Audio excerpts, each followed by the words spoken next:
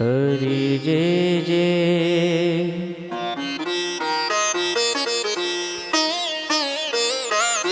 हरि जय जय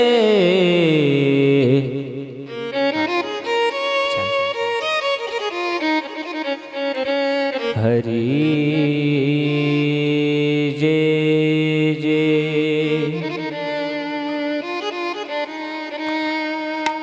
वक्रतुंड महाकाय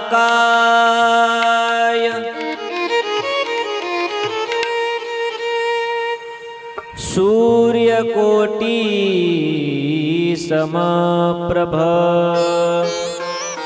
कनी कुशलं घेते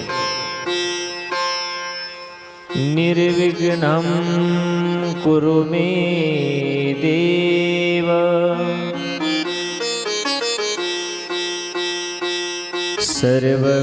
सर्वकार्येषु सर्वदा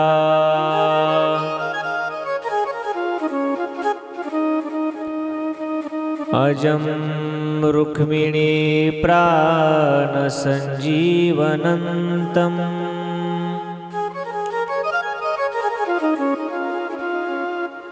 परं धाम कैवल्यमेकं तुरीयम्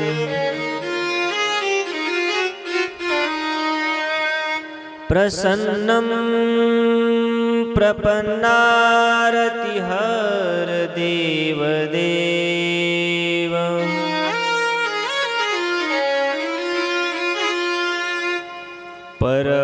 परब्रह्मलिङ्गं भजे पाण्डुरङ्गम्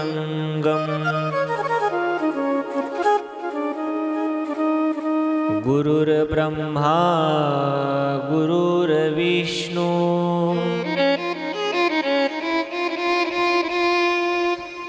गुरुर्देवो महेश्वरः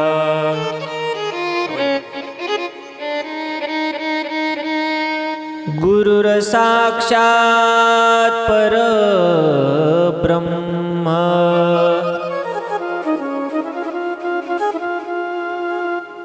तस्मै श्री गुरुवे नमः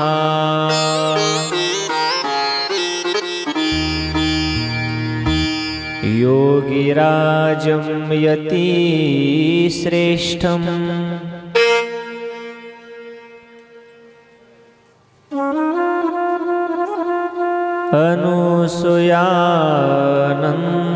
अनुसूयानन्दवर्धनम्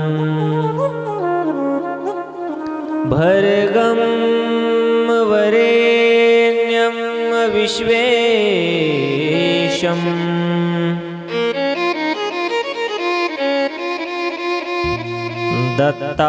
दत्तात्रेयं जगद्गुरु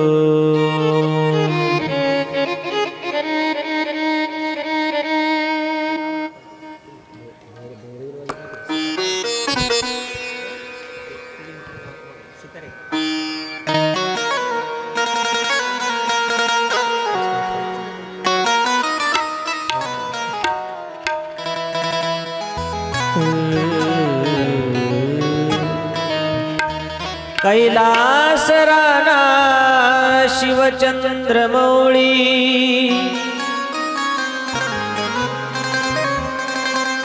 फणींद्रमाथा मुकुटे झळाई कारुण्य सिंधू भवदुःखहारी तुझवीन शंभो मज कोण तारी नमो सद्गुरु तुकया ज्ञानदीपा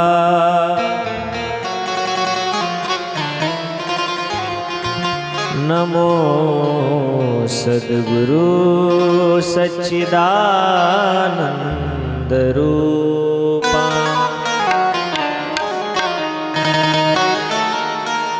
नमो सद्गुरु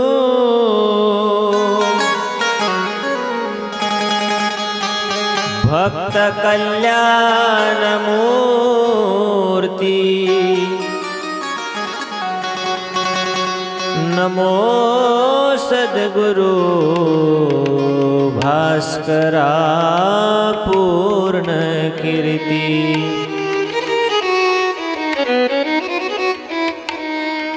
जया पूजिले आदरे पांडुरंगे।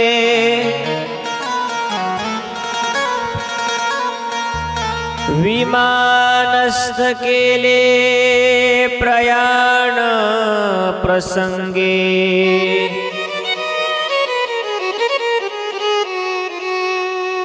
तनुमानवी दिव्यरूपीच केली।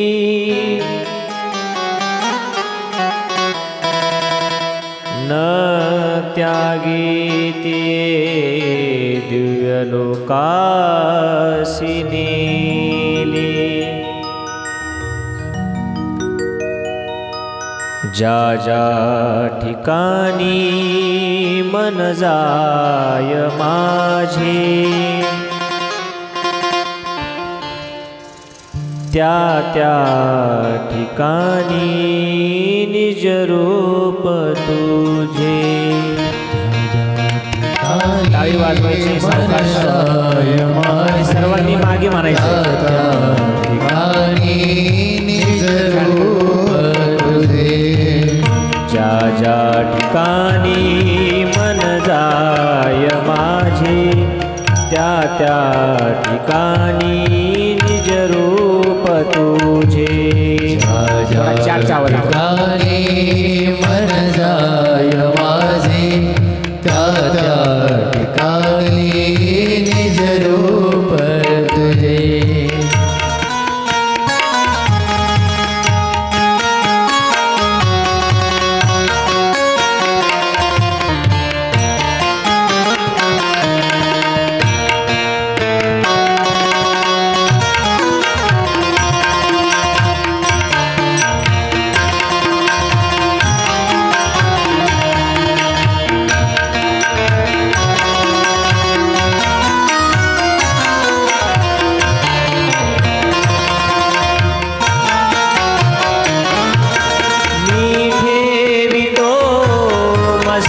ज्या ठिकाणी मी ठेवितो मस्तक। ज्या ठिकाणी तेथे तुझे सद्गुरु पाय दोन्ही। ज्या ज्या ठिकाणी मन जाय माझे। त्या त्या ठिकाणी निज रूप तुझे। ज्या ज्या ठिकाणी मन जाय माझे। म्हणायचे सर्वांनी। त्या ठिकाणी निज रूप तुझे। जय हो।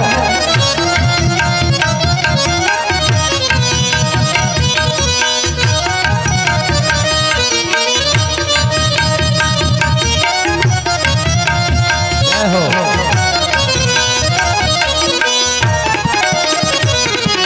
चराचरी व्यापकता जयाची। अखंड भेटी मजला तयाची। चराचरी व्यापकता जयाची। अखंड भेटी मजला तयाची। परमपदी संगम पूर्ण झाला। परमपदी संगम पूर्ण झाला। विसरू कसा मी गुरुपादुकाला। विसरू कसा मी गुरुपादुकाला। ज्या ज्या ठिकाणी मन जाय माझे। ज्या ज्या ठिकाणी मन जाय माझे। त्या त्या ठिकाणी निज रूप तुझे। त्या त्या ठिकाणी निज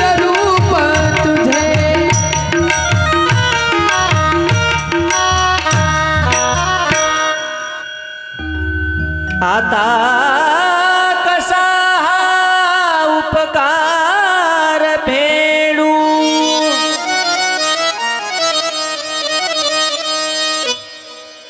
हा देह वाळूनी दूर सोडू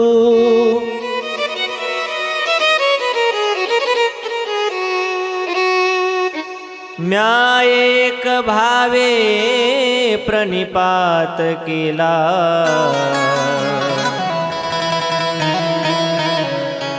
विसरू कसा मी गुरुपादुकाला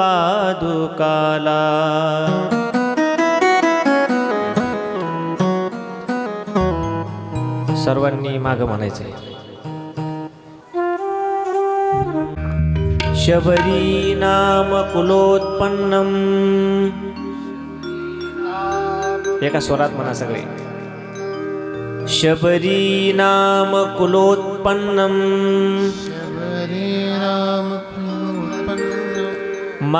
मारुतिर्नाम यस्य पिता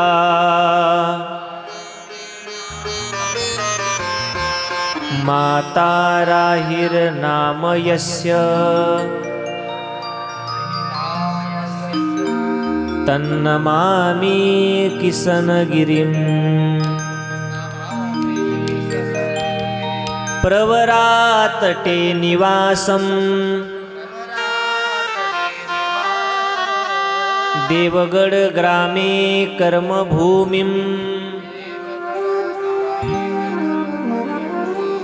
किसनगिरी बाबा प्रियशिष्यम्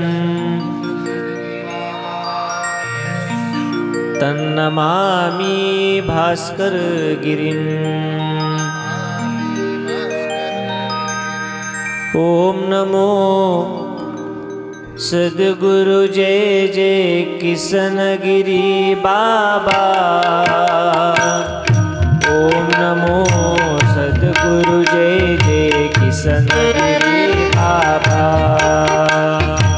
ओम नमो सद्गुरु जय जय किसनगिरी बाबा ओम नमो सद्गुरु जय जय किसनगिरी बाबा ओम नमो सद्गुरु जय जय किसनगिरी बाबा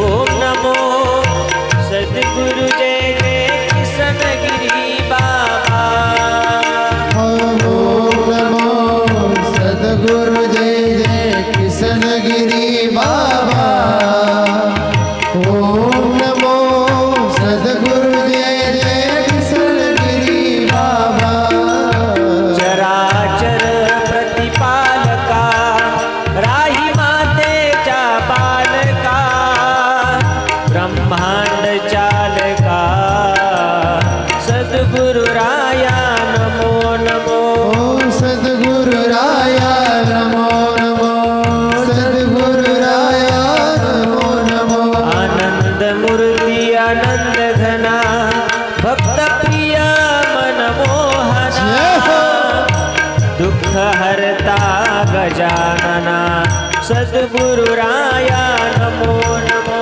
ओम सद्गुरु राया नमो नमो सद्गुरु राया नमो भूत पिशाच निवारका करणी बाधा संहारका सकल दुःख हरता सद्गुरु राया नमो नमो सद्गुरु राया नमो नमो सद्गुरु राया नमो नमो ओम नमो सद्गुरु जय जय किसनगिरी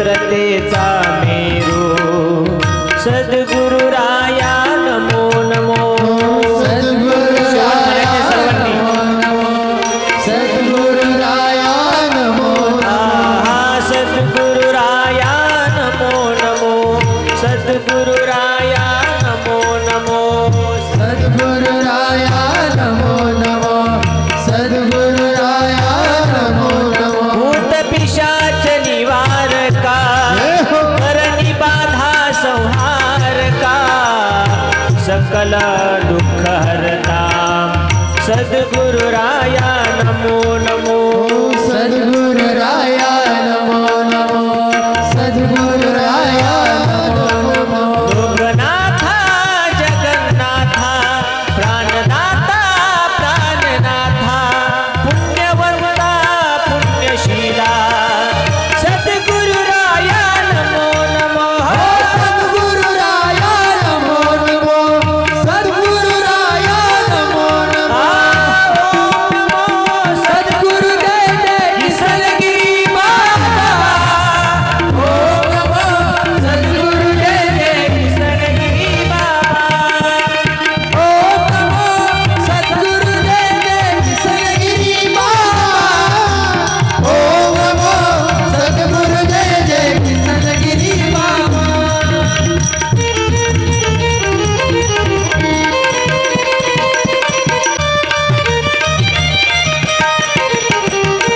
उमेश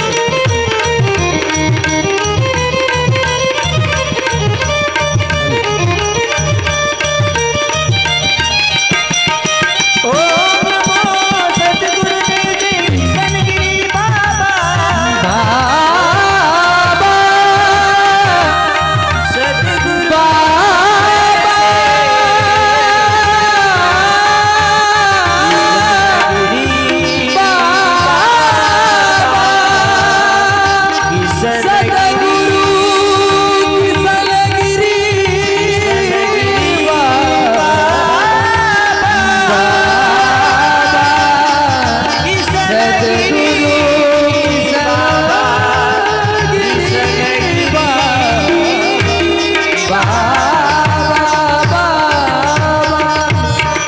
श्री समर्थ सद्गुरु किसलगिरी बाबा की जय अवधूत चिंतन श्री गुरुदेव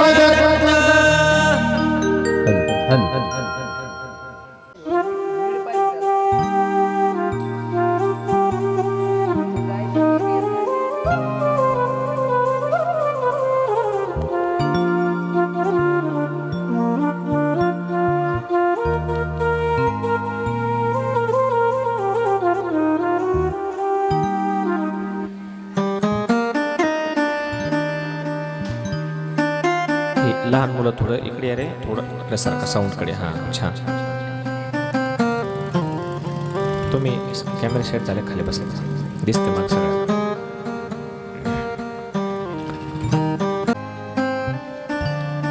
चालू असलेली श्री समर्थ सद्गुरू किसनगिरी बाबा यांची जीवनचरित्र कथा आपल्या या संभाजीनगर जिल्ह्यामध्ये जे आपलं नवीन नामकरण आहे छत्रपती संभाजीनगर अशा असणाऱ्या पवित्र जिल्ह्यामध्ये की ज्या मातीने अनेक साधू संतही जन्माला घातले, ज्या मातीने अनेक शूरवीरही जन्माला घातले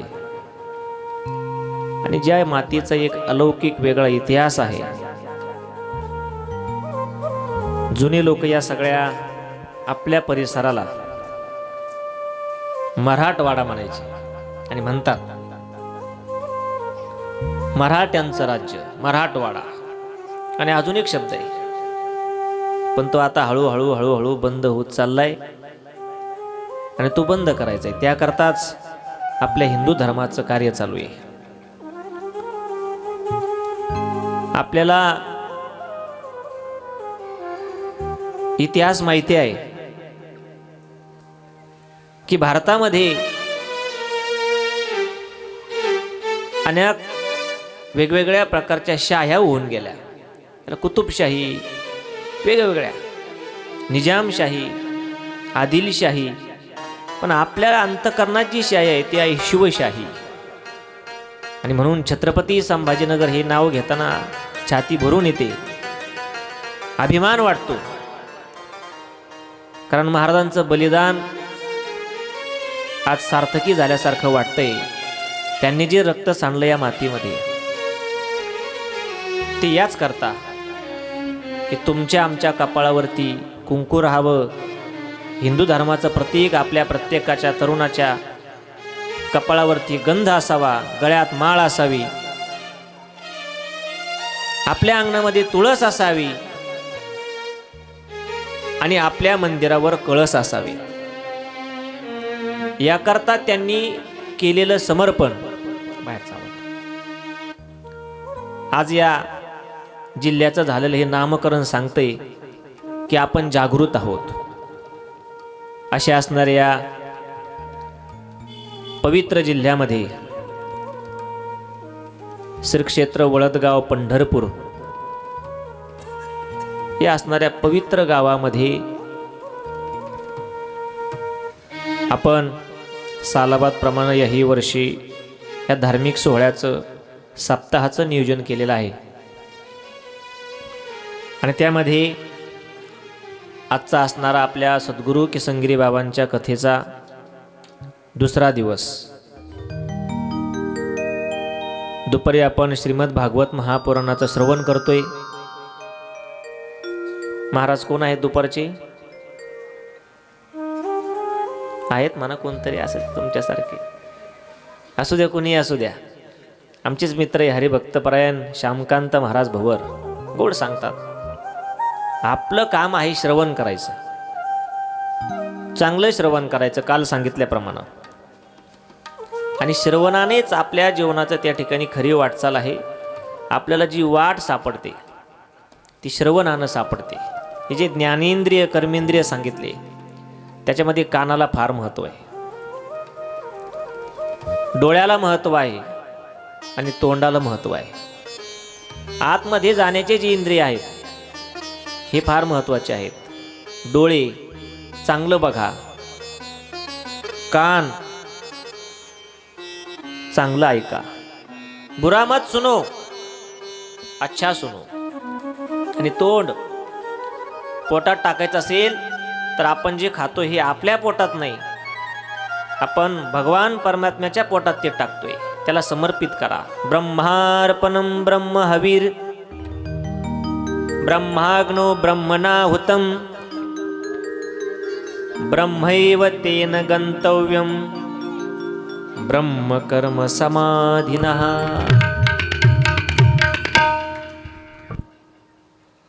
उगाच शेतकऱ्यांना ऊसाची ट्रक कोयता मारून भरल्यासारखं जेवण नाही करायचं.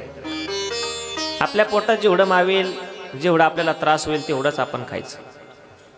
आणि बाहेर देताना या तोंडातून चांगलं द्यायचं, चांगलं बोलायचं. ज्ञानोबा सांगतात, वाटत असेल आपल्या घरात वाद होऊ नये तर एक गोष्ट सांभाळा. ज्ञानेश्वरीतील एक ओवी आपल्या घरातल्या भिंतीवर लिहून ठेवा. कोणती ओवी? ज्ञानेश्वरी पारायण चालू आहे ना? ती इथे चालू आहे का? किती वाचक बसलेत? हातवरती करा,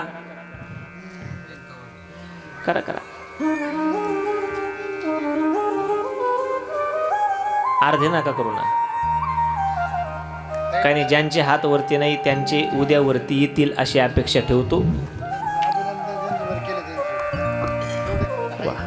ऐका, आपल्या घरातले वाद कमी व्हावे वाटत असतील तर चांगलं ऐका, चांगलं बोला. वाईट कोणी कानात सांगत असेल तर ते ऐकू नका आणि त्याची प्रतिक्रिया आपल्या घरात देऊ नका. ज्ञानेश्वरी ग्रंथ सांगतो, एक ओवी आपल्या घरात भिंतीवर लिहून ठेवा. अशा ठिकाणी येताना जाताना दिसली पाहिजे. ती ओवी रोज सकाळी वाचायची, जाताना वाचायची, येताना वाचायची. घरातले सगळे वाद कमी होतील. कुठली ओवी आहे? साच आणि मवाळ, मितुले आणि रसाळ, शब्द जैसे कल्लोळ अमृताचे. आज महाराष्ट्रात नाही जगात जे वाद चालू आहे ते वाईट बोलण्यामुळे चालू आहे. थोडा बेस द्या नॉर्मल. सासू सुनेला नीट बोलत नाही, सून सासूला नीट बोलत नाही. या सगळ्या प्रतिक्रिया कानाच्या आणि डोळ्याच्या कर्मामुळे होतात. कसं टी व्ही पाहतो आपण आणि ती टी व्हीतली सासू त्या सुनेचा तिचा काही संबंध नसतो, मालिकेपुरते ते एकत्र आलेले असतात. पण तिथे काही वाईट झालं की आमच्या माता मावल्या घरात म्हणतात किती किती डेंजर सासू हिची. अहो ते काम करतात त्या मालिकेमध्ये, त्यांचा अभिनय आहे तो. आणि सून सासूला मागं बोलत असेल तर ती सून सुद्धा तशीच प्रतिक्रिया आपल्या सासूला देते. चित्रपट असतो तो जीवनामध्ये उतरता येत नाही. ते लहान मुलं सांभाळतात. म्हणून चांगलं बोला, चांगलं ऐका, चांगलं बघा, चांगल्या प्रतिक्रिया द्या. देवगडला कोण कोण आलेले हात वरती करा. आता सगळ्याला धन्यवाद द्यावे लागतील. टाळी वाजवा एकदा सगळ्याच्या नावाने. पण ज्ञानेश्वरी पारायणाला बसा. नाही वाचता आलं तरी बसा, कंटाळा आला तरी बसा, कानावर आलं श्रवण झालं तरी तेच पुण्य आहे. ही सर्व आपली कमिटी, सप्ताह कमिटी, ही सर्व मंडळी ज्यांनी हे सगळं नियोजन केलं. मग त्यामध्ये आपल्या वळदगावचे सर्व भजनी मंडळी असतील, सप्ताह कमिटी असेल, पळपळ करणारे आपले तरुण मंडळी असतील, या सर्वांना धन्यवाद द्यावे लागतील की हे तुमच्या आमच्याकरता चालू आहे. 41 मंडळी, 41 मंडळी पारायणाला बसलेले आहेत. उद्या 100-150 जरी झाले, हा कोणी काय म्हणणार नाही तुम्हाला. बसा, अहो ऐकायचं, नाही वाचता आलं तर बसायचं, श्रवण करायचं. ही सगळी तरुणांची पळपळ कुणा करताय. आमचे आप्पासाहेब भोवनी यांनी फोन केला की दुपारी कथा, संध्याकाळी दरवर्षी तुम्ही कसे कीर्तन ऐकता, किती गर्दी असते, कशा करता हे सगळं आपल्याकरता. एवढा खर्च कुणा करताय. या पुढच्या येणाऱ्या ही काही तरुण पिढी आहे, लहान मुलं, यांना कळावं आपला हिंदू धर्म काय, आपला वारकरी संप्रदाय काय. आपले हिंदू धर्म वाढवण्याकरता कुठले कुठले कार्यक्रम केले जातात. ज्ञानेश्वरी पारायण, गाथा भजन, हरिपाठ सांगतोय. जिवंतपणे आईबापाला जीव लावा आणि मेल्यावरही जीव लावा. पण मेल्यावर पत्र्यावर भात फेकण्यापेक्षा जिवंतपणेच जीव लावा. फक्त पत्र्यावर भात फेकून मुक्ती मिळत नाही. लहान लहान मुलं हरिपाठात घेऊन यायचे. हे आपल्या करताय. आप्पासाहेब भाऊ असतील, त्यांचे सर्व सहकारी मंडळी असतील, अनिकेत भाऊ झळके, दिगंबर अण्णा आहेत, कैलास भाऊ चुंगडे आहेत, नाथा भाऊ शिंदे आहेत, बाळासाहेब भाऊ वाकळे, त्याचबरोबर सुरेशराव म्हस्के, किशोरदादा आहेत लांडगे, आणि सर्व तरुण मंडळी, समस्त ग्रामस्थ, महिला मंडळी व पुरुष वर्ग, सर्वांच्या अथक प्रयत्नातून ही कथा चालू आहे. विषय चालू होता देवगडला कोण कोण आलतं. तर देवगडला छत्रपती संभाजीनगर हायवे सोडल्यानंतर उजव्या हाताला एक मोठी कमान आहे. आतमध्ये शिरताना दोन्ही बाजूला 2 काय आहेत, हत्ती आहेत. आणि त्या हत्तीच्या कडेला 3 माकडं आहेत. जगदीश भाऊ, 3 माकडं आहेत. हे 3 माकडं आपल्याला काय सांगतात ते मोबाईलला पण आले बरं का माकडं. आता व्हॉट्सअपमध्ये असतात. आता आमच्या तरुण पिढीला, आमच्या भगिनींना व्हॉट्सअप माहीत असेल, पण जी एक वयस्कर पिढी आहे, आमच्या माता मावल्या, ही शेवटची पिढी आहे की ज्यांना व्हॉट्सअप माहीत नाही, ज्यांना इंस्टाग्राम माहीत नाही, ज्यांना फेसबुक माहीत नाही, ज्यांना स्नॅपचॅट माहीत नाही. आजी तुम्हाला माहिती व्हॉट्सअप नाही. कसं चालित येत, पुढं बसून का मागं बसून. भाग्यवान आहे आम्ही की आमच्या आजीला, आमच्या याला व्हॉट्सअप माहीत नाही. मालकाबरोबर चांगलं बोलणं, देवदर्शन, मंदिरात जाणं, पंढरपूरची वारी, गावरंगाईला नैवेद्य देणं, या सगळ्या जुन्या. अहो पावसाळ्यात एखादा मिरुगाचा किडा निघू द्या आणि सासू सुनेसंग बोलत जरी नसेल, जिला व्हॉट्सअप माहीत नाही, मोबाईल माहीत नाही, ती सुनेला म्हणते तुझं माझं वाजलेलं बाई नको बोलू, पण मिरुगाचा किडा निघलाय त्याला एक चिमूटभर कुंकू हळद लाव. ही शेवटची पिढी. म्हणून भाग्यवान आहे आम्ही की आमच्या आज्या अशा होत्या. पण आता ह्या छोट्या छोट्या मुली आहेत ना, ह्या जेव्हा आज्या होतील, म्हणजे अजून 70-80 वर्षांनी, बरोबर गिरिजानंद महाराज, तेव्हा त्यांच्या इच्छा, त्यांचं बोलणं, संवाद वेगळाच. एखादी आताची छोटी मुलगी जेव्हा 2069ला 80ला आजी होईल आणि तिला जर विचारलं, बाई तुझी अंतिम इच्छा काय, आता तू मरणाच्या दारात आहे, आजारी ICU मध्ये आहेत, काय इच्छा आहे तुझी, ती म्हणेल तिच्या नातवाला, त्या नातवाचंही नाव त्या काळाप्रमाणे एक वेगळं राहील, चिंगचॉंग.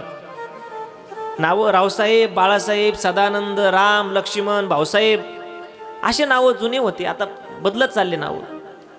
पण ती आजी म्हणेल, आताची छोटी मुलगी 2069-80ला म्हणेल की बाळा काय माझी इच्छा नाही, सगळ्या इच्छा पूर्ण झाल्या, पण तेवढा माझा मोबाईल चार्जिंगला लावलेला आहे, त्याचा डाटा बंद कर बाबा. मरताना मोबाईल काय शिकवेल सांगता येत नाही.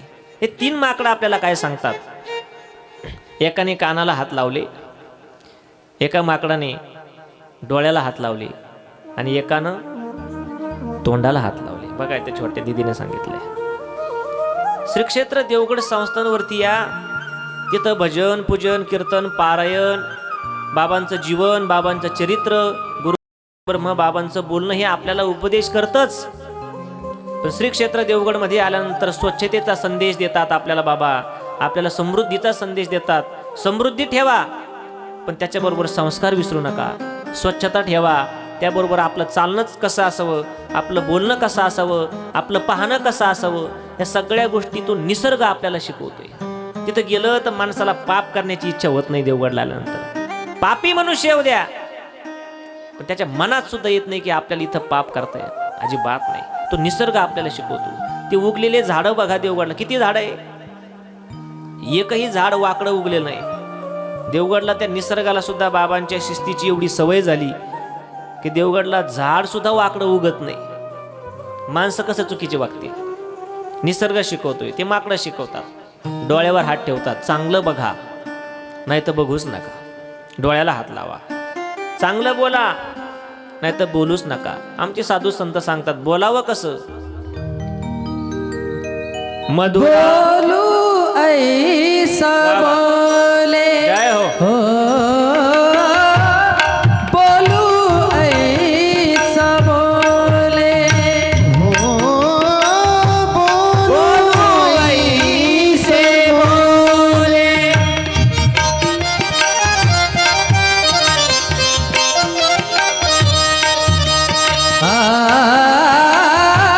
बोलू ऐसा बोले, बोले बोलू ऐसा बोले, हो बोलू ऐसा बोले, हो बोलू ऐसा बोले.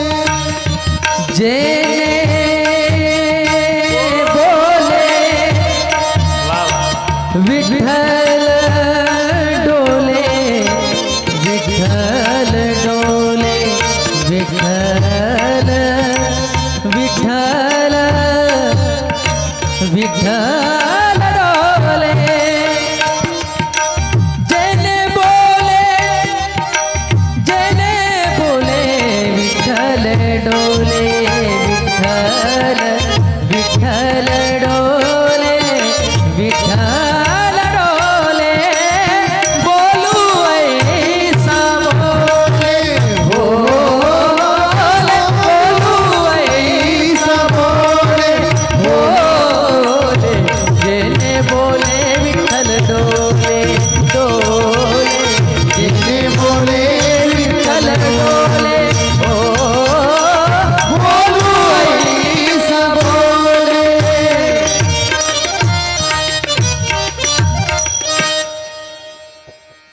गोड प्रमाण दिला आमच्या हरिभक्तपर्यंत सचिन महाराजांनी. बोलू ऐसे बोले, बोललोच तर आम्ही देवाशिवाय काही बोलत नाही, आणि त्या व्यतिरिक्तही जर बोललो तर असं बोलू की ज्या बोलण्याने आमचा पांडुरंग परमात्मा नाचेल, डोलेल. बोलू ऐसे बोले, जेने बोले विठ्ठल डोले. जनायांच्या शिव्या ऐकून सुद्धा देव डोलत होता. आपल्या ओव्या ऐकून सुद्धा देव आपल्या घरी यायला तयार. आपले ओव्याच तसे आहेत. अंतकरणात श्रद्धा असावी, भाव असावा. अहो गोरोबा काका नावाचे एक महान भक्त होऊन गेले. गोरोबा काका काय काम होतं? गाडगे मडके घडवण्याचं काम होतं. स्वरयंत्राचा आवाज कमी. दिनचर्या चालू असायची. घरात थोडेसे काहीतरी वाद झाले, अपवाद म्हणून गोरोबा काकांनी काय केलं, स्वतःचे हात कोयत्यानं तोडून घेतले. पण हरिभक्त होते, देवाचं नाव सारखं घ्यायचे. आता देवाला चिंता वाटते, कारण जो आपलं नाव घेतो आपण त्याची किंमत राखली पाहिजे. समर्थासी लाज आपुल्या नामाची, शरण आलियाची लागे चिंता. त्याला त्याचं नाव टिकवायचं असतं. पण गोरोबा काकांचं भजन चालू असायचं तुटक्या हाताने, जे हाताला कोपरापासून पुढे हातच नाही, तुटलेल्या हाताने टाळी वाजवायची, भजन करायचं. जो काही प्रपंचातला संवाद पण तो देवाला समर्पित करून असायचा.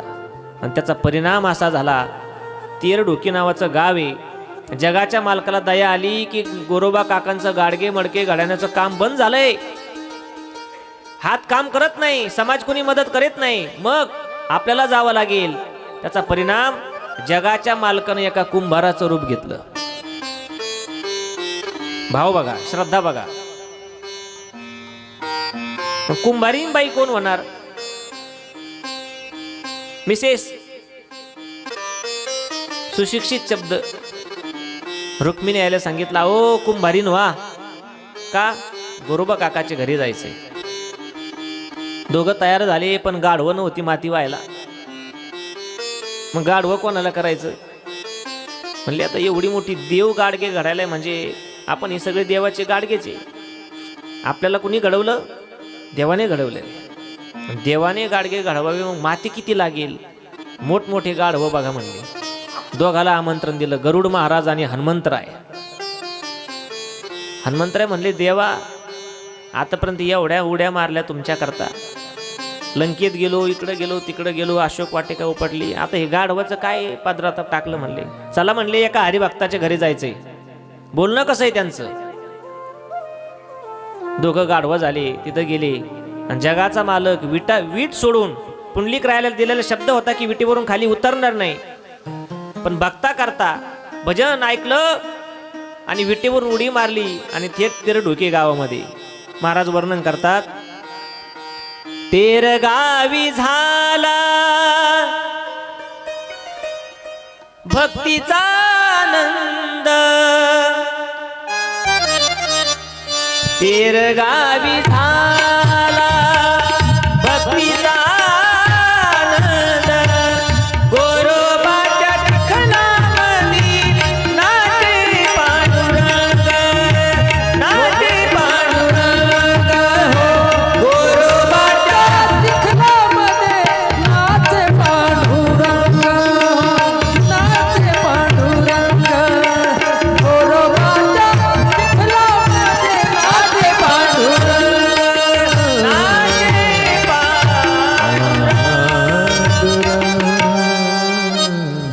कुठं पंढरपूरची वीट, कुठं गोरोबा काकाचा चिखल. पण असं बोलणं असावं की जगाच्या मालकाने आपल्या करता धावत यावं. म्हणून चांगलं बोला, चांगलं ऐका. काय ऐकायचं? साधू संतांची कथा ऐकायची. चांगलं बघा. काय बघायचं? देवाला बघायचं, साधू संतांना बघायचं, ग्रंथ बघायचे. ज्यांना डोळे नाही त्यांना डोळ्याची किंमत विचारा. एकदा तरी विचारायचं. 1 तास त्यांच्या जवळ बसायचं. कोणाच्या जवळ? ज्याला डोळे नाही त्याच्या शेजारी 1 तास बसा, फक्त 1 तास. आणि त्याचं आयुष्य जगून बघा. 1 तास त्याला म्हणायचं, मी तुझ्यासारखे डोळे झाकून बसतो आणि सगळं काम करतो. मग ज्ञानेश्वरी समोर येऊ द्या, गाथा समोर येऊ द्या, सद्गुरू किसनगिरी बाबांचं चरित्र येऊ द्या, हरिपाठ येऊ द्या. आपल्या हातात ग्रंथ राहील पण आपल्याला पाहण्याची दृष्टी राहणार नाही. म्हणून आहे डोळे तर चांगलं बघून घ्या. ज्याला नाही त्याला डोळ्याची किंमत विचारा. ज्याला हात नाही त्याला हाताची किंमत विचारा. ज्याला पाय नाही त्याला पायाची किंमत विचारा. आपल्याला दिलं हे सगळं चांगलं, कशा करता दिलं? भजना करता दिलं, दान बोलावा विठ्ठल, पाहावा विठ्ठल, करावा विठ्ठल जीवे भावे, करावा विठ्ठल जीवे भावे, करावा विठ्ठल जीवे भावे. बोलावा पाहावा विठ्ठल करावा विठ्ठल जीवे भावे करावा विठ्ठल जीवे भावे करावा विठ्ठल जीवे भावे. चांगलं बोला, चांगलं ऐका, चांगलं बघा, श्रवण चांगलं करा.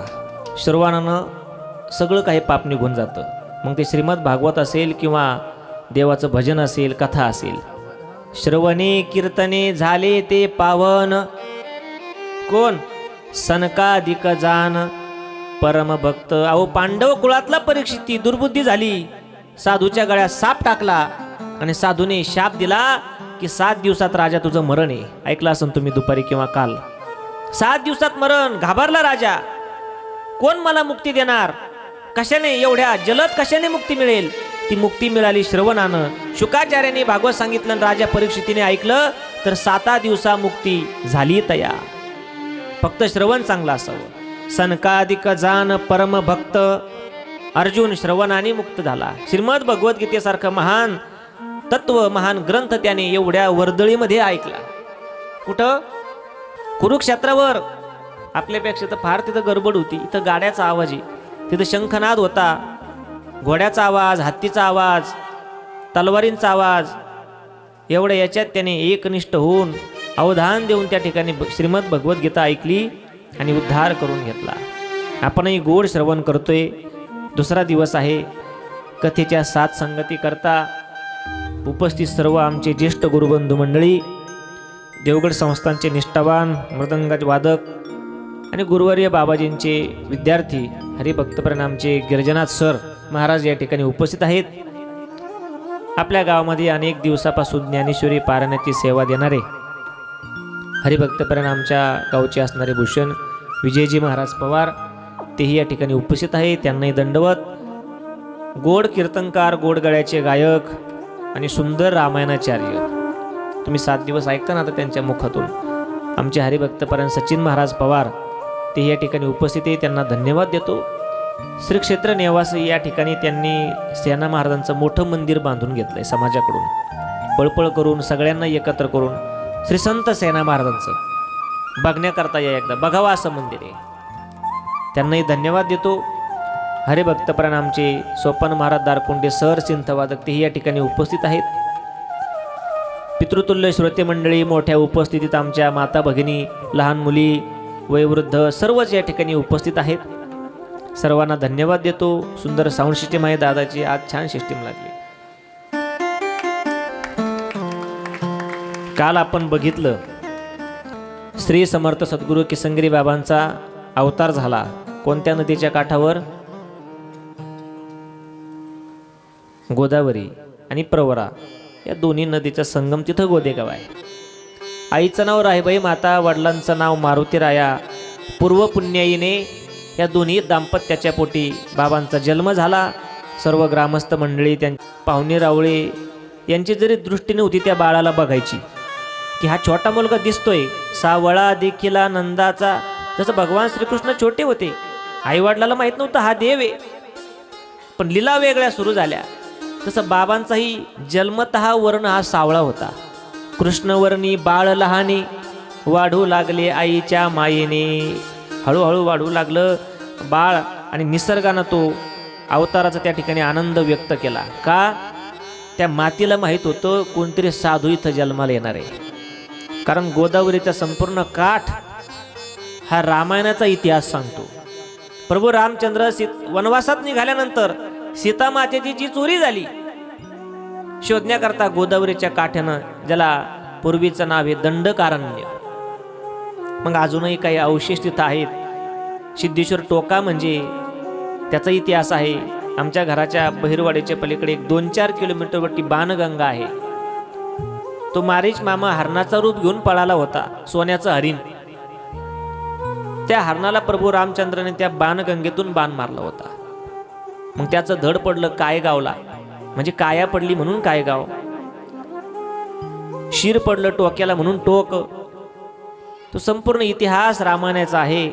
आणि राक्षस, सर्व राक्षसी वृत्तीचे माणसं त्या प्रवृत्त होणारी पशुहत्या, मासेमारी, हा सर्व निसर्ग एका अशा साधूची वाट बघत होता की जो साधू भजन नंतर करेल, पण साधूचा एक गुणधर्म असतो दया दाखवणं, पशुपक्ष्याला जीवदान देणं, या निसर्गाला सांभाळणं, वाढवणं. असा एखादा दयाद्र अंतकरणाचा साधू या ठिकाणी जन्माला येईल. आणि तो शब्द प्रभू रामचंद्रांनी त्यावेळी शबरी आईला दिला होता. शबरी आईची ज्यावेळेस बोरं खाल्ली प्रभू रामचंद्रांनी, शबरी आई माहिती ना, रात्रंदिवस भजन करायची, लहानपणीच घरातून पळून गेल्या. का? त्यांचं लग्न ठरलं शबरी आईचं. जुन्या काळात विवाह लवकर होत होते आणि घरासमोर एवढे बकरं बांधले शबरी आईच्या. विचारलं सहज बाबांना, बाबा हे बकरं कशा करता आणले हो? बाबा म्हणले, अगं शबरी तुझं लग्न आहे, मग हे बकरं कापायचेत आणि काय करायचं, सगळ्यांनी जीव घालायचं, तुझं लग्न आहे म्हणून. मग माझ्या लग्नाकरता यांचा जीव का घ्यायचा? नाही म्हणले, प्रथा आहे, तसं करावं लागेल. आपण शबरी कुळात जन्माला आलोय, आपण भिल्ल कुळात जन्माला आलोय, करावं लागेल म्हणले. मग आपल्या लग्नाच्या संबंधानं आपल्या आनंदामध्ये आपण एवढी हत्या करायची, हे काय शबरी आईला त्या छोट्या मुलीला पटलं नाही. घर सोडून पळून गेल्या. साधूने सांगितलं, पुढे साधूच्या आश्रमात राहिल्या आणि साधूने सांगितलं, बाळा भजन करत राहा, कधीतरी जगाचा मालक तुला भेट देईल, सारखं भजन.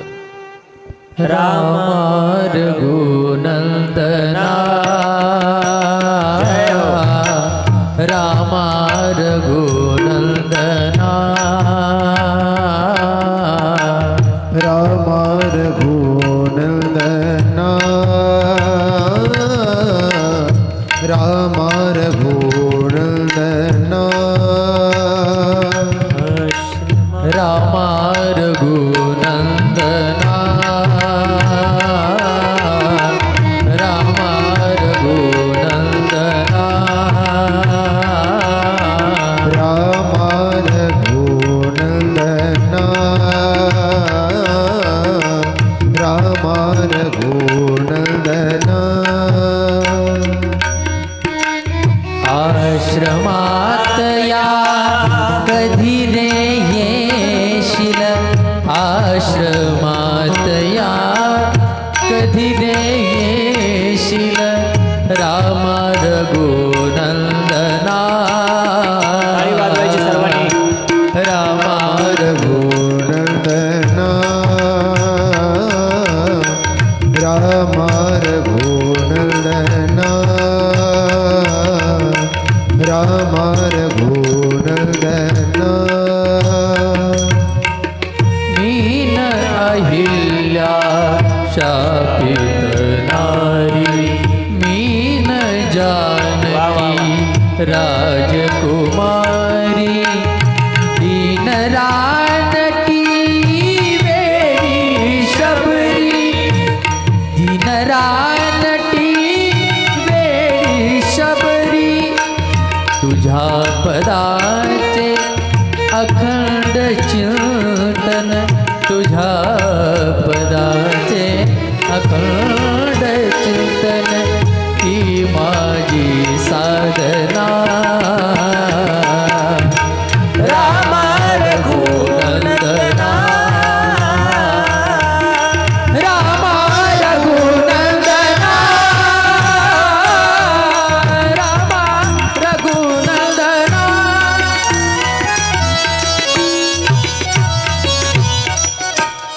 सारखं भजन केलं,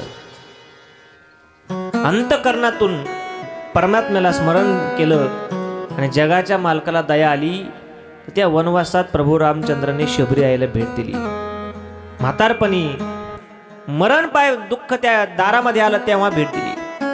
शबरी आईनं रोज बोरं काढून ठेवायचे की देव बोरं खातील. तेव्हा काय स्कॅनर मशीन होतं का, की हे ॲपल चांगलं आहे का? आता मशीन निघालंय बघा स्कॅनर, बाहेरून कळतं फळ कसं चांगलं आहे. टीव्हीला मध्ये एक मालिका आली तेव्हा बघितलं, वरून बघितलं की आतून फळ सडलेलं आहे की हे कळतं. पण त्या काळात ती सुविधा नव्हती.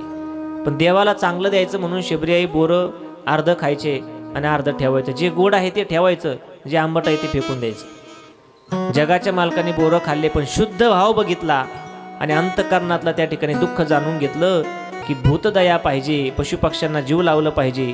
शबरी आईला शब्द दिला, आई की आता तुझ्या पोटी अवतार घेऊ शकत नाही, माझं अवतार कार्य वेगळं या अवतारात. वाल्मिक ऋषींनी जसं लिहिलं तसं मला या अवतारात वागणं, एक पाऊल मला वेगळं टाकता येत नाही. परंतु याच गोदावरीच्या काठावर अंगुली निर्देश केला, या शबरी कुळामध्ये तुम्ही राहीबाई म्हणून अवतार घ्या. वडील राहतील मारुतीराय, दोघे राम भक्त आहे. गोदा तटे निर्मळे देवदेवतांची रावळे, संत महंत मेळे दिवस जाय सुखाचा, महादेवाचं पुरातन ठिकाण राहील. आणि एका कुटुंबामध्ये तुम्ही प्रपंच करत राहा, मी तुमच्या पोटी एका साधूच्या वेशामध्ये अवतार घेईल. तेव्हा शब्द दिला होता. 7वे अवतारी रघुनंदन, शबरीच्या आश्रमी जाऊन अलोटतीयेची भक्ती पाहून, बोरे उच्चिष्ट बक्षिले तियेची कुळी जाण, किसन नामे अवतार घेऊन, जग उद्धरया कारण राम भक्ती सांगतसे. त्याच कुळात मी अवतार घेईल. आणि म्हणून राहीबाईच्या पोटी अवतार झाला. गोधे गावाला धन्यता. निसर्गाने आनंद व्यक्त केला. घर पाहिलं तर बंगला नव्हता, झोपडी होती. पण ती झोपडी अशी वाटत होती की जणू काय देवानं जन्म घेतलाय, अवतार घेतलाय. गोड वर्णन करतात. निसर्ग म्हणू लागला, आनंद साजरा करा, माझे मालक येणार आहे, माझे सरकार येणार आहे. सजा दो घर को गुलशन सा, सजा दो घर को गुलशन सा, मेरे कार्य आए, सजा दो घर को गुलशन सा, मेरे सरकार आए, मेरे सरकार आए, मेरे सरकार आए, मेरे सरकार आए, लगी कुटिया भी दुल्हन से, लगी कुटिया भी दुल्हन से, मेरे सरकार आए, सजा दो घर को गुलशन सा, मेरे सरकार आए, सजा दो घर को गुलशन सा, मेरे सरकार आए. जय हो. ताली बजाओ सभी भक्तगण, ताली बजाओ.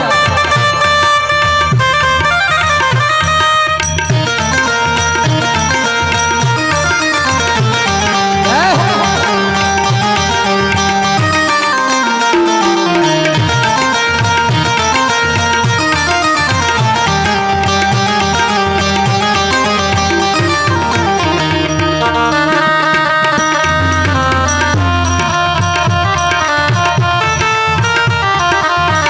जय श्री राम.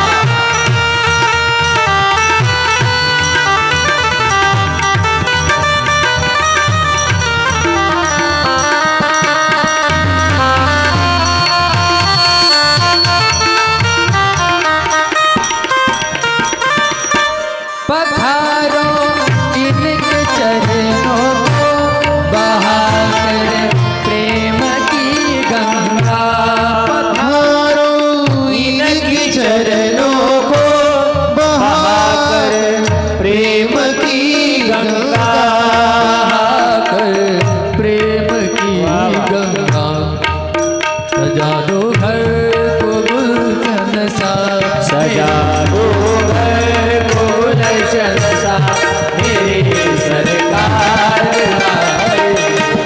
सजा दो घर को गुलशन सा, मेरे सरकार आए.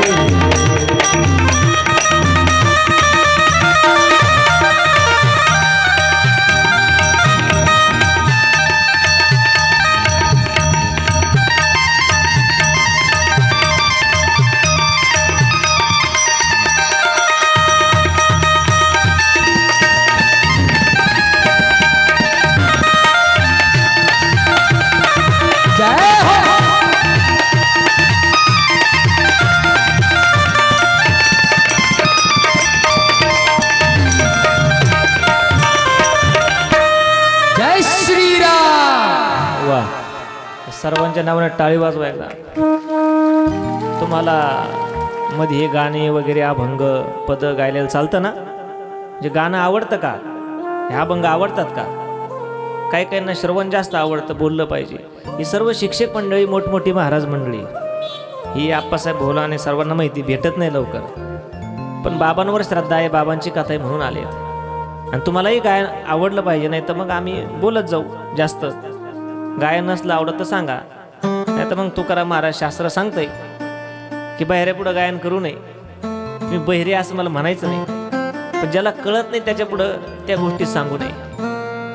एकदा काय झालं, कीर्तनात इथे संभाजीनगर रोडला बाबरगाव नावाचं गाव आहे, भेंडाळा फाट्यावरून. तिथं गेलो, माझं कीर्तन होतं, महाराजांनी ठेवलं होतं. नवीन नवीन थोडा गाण्याचा जास्त नाद होता, जास्त गायन करायचो मी.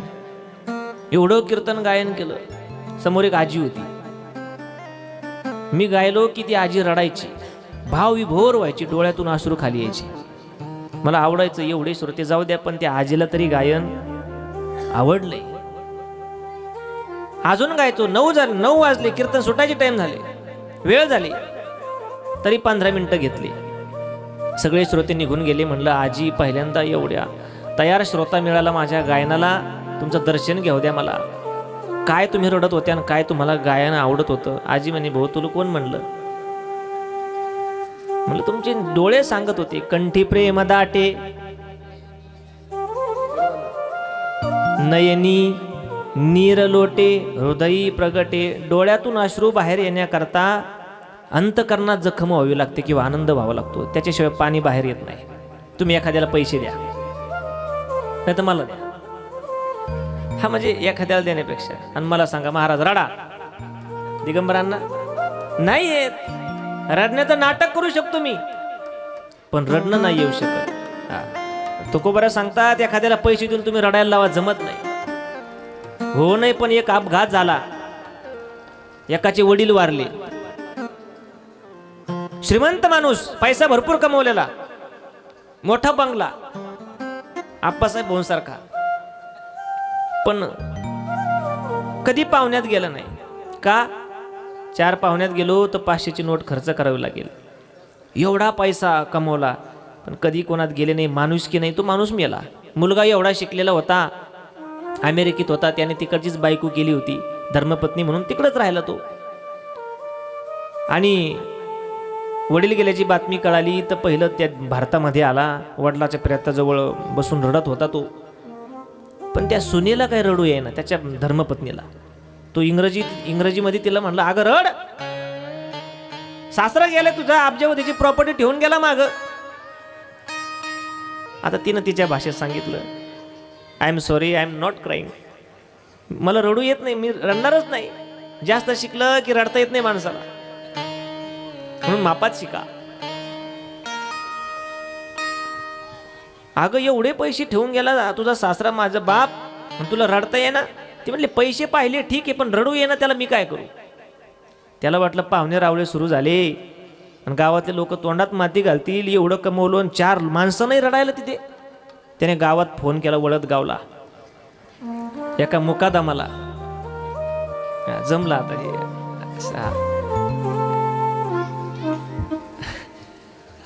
ओ मुकादम, एक 10-12 महिलांची टोळी पाठवून द्या. काय कांदे लावायचे का? नाही म्हणले.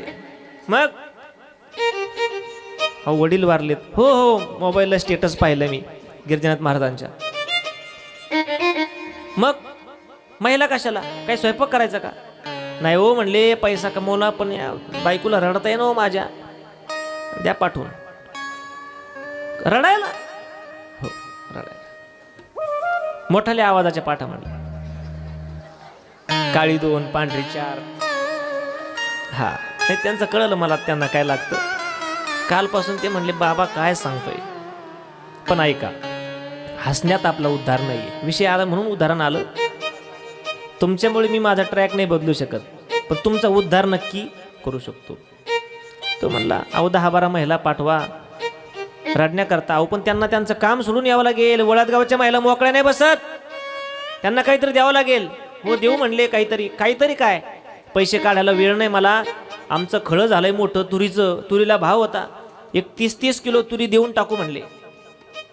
30 किलो तुरी म्हणजे 5-10 हजाराच्या तुरी. ठरलं आल्या सगळ्या महिला मंडळी, त्यांची त्याच्यात एक बॉस होती मुकादम, आणि मागं बाकीच्या बसलेल्या होत्या.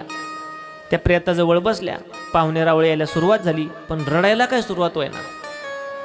डोळ्यात पाणी येण्याकरता हृदयाला जखम व्हावी लागते. पैसे दाखवल्यावर कोणी रडन का? नाही जमत. रडायला सुरुवात व्हायना. मागच्या एका मावशीनं त्या मुकादम मावशीला असं डवचलं. अगं करणं सुरू. ते म्हणे अगं शांता सुरू करते म्हणे, पण मला तर तुरी दिसू राहिल्या म्हणले. अरे बाप रे म्हणले. ते नंतर बघ म्हणले, पण आता पैशा करता तरी रडावं लागेल. ही तुकोबारांची भाषा आहे. ती म्हणली अगं रडते म्हणले, पण हा मेला का डोळे झाकून झोपला, का याचा गळा दाबला, का नाटक करतो, याचा इतिहास भूगोल नागरिक शास्त्र, याचं नाव गाव कसा मेला, काय कमीलं काही माहीत पाहिजे का नाही? मागणं पुढं फुपाटा उडा. ती म्हणली रड बाई आता पैशा करता. आणि तरी ते बळच रडणं सुरू झालं. पैसे मिळाले, तुरी मिळतात म्हणून रडणं नाही, पण डोळ्यात पाण्याचा थेंब नाही. अक्का नसते म्हणायच्या, दादा बरे होते ना. मेल्यावर म्हणावं लागतं, अण्णा बरे होते ना. गावाचं लई चांगलं केलं दादांनी, पण काय करू, दादा गेले. सून एवढी शिकलेली केली, सुनेलाही रडता येईना. दादा गेले, पण दादा 30-30 किलो तुरी देऊन गेले. आणि डोळ्यात एक पाण्याचा थेंब नाही. हे माझं नाही, तुकोबाऱ्या सांगतात.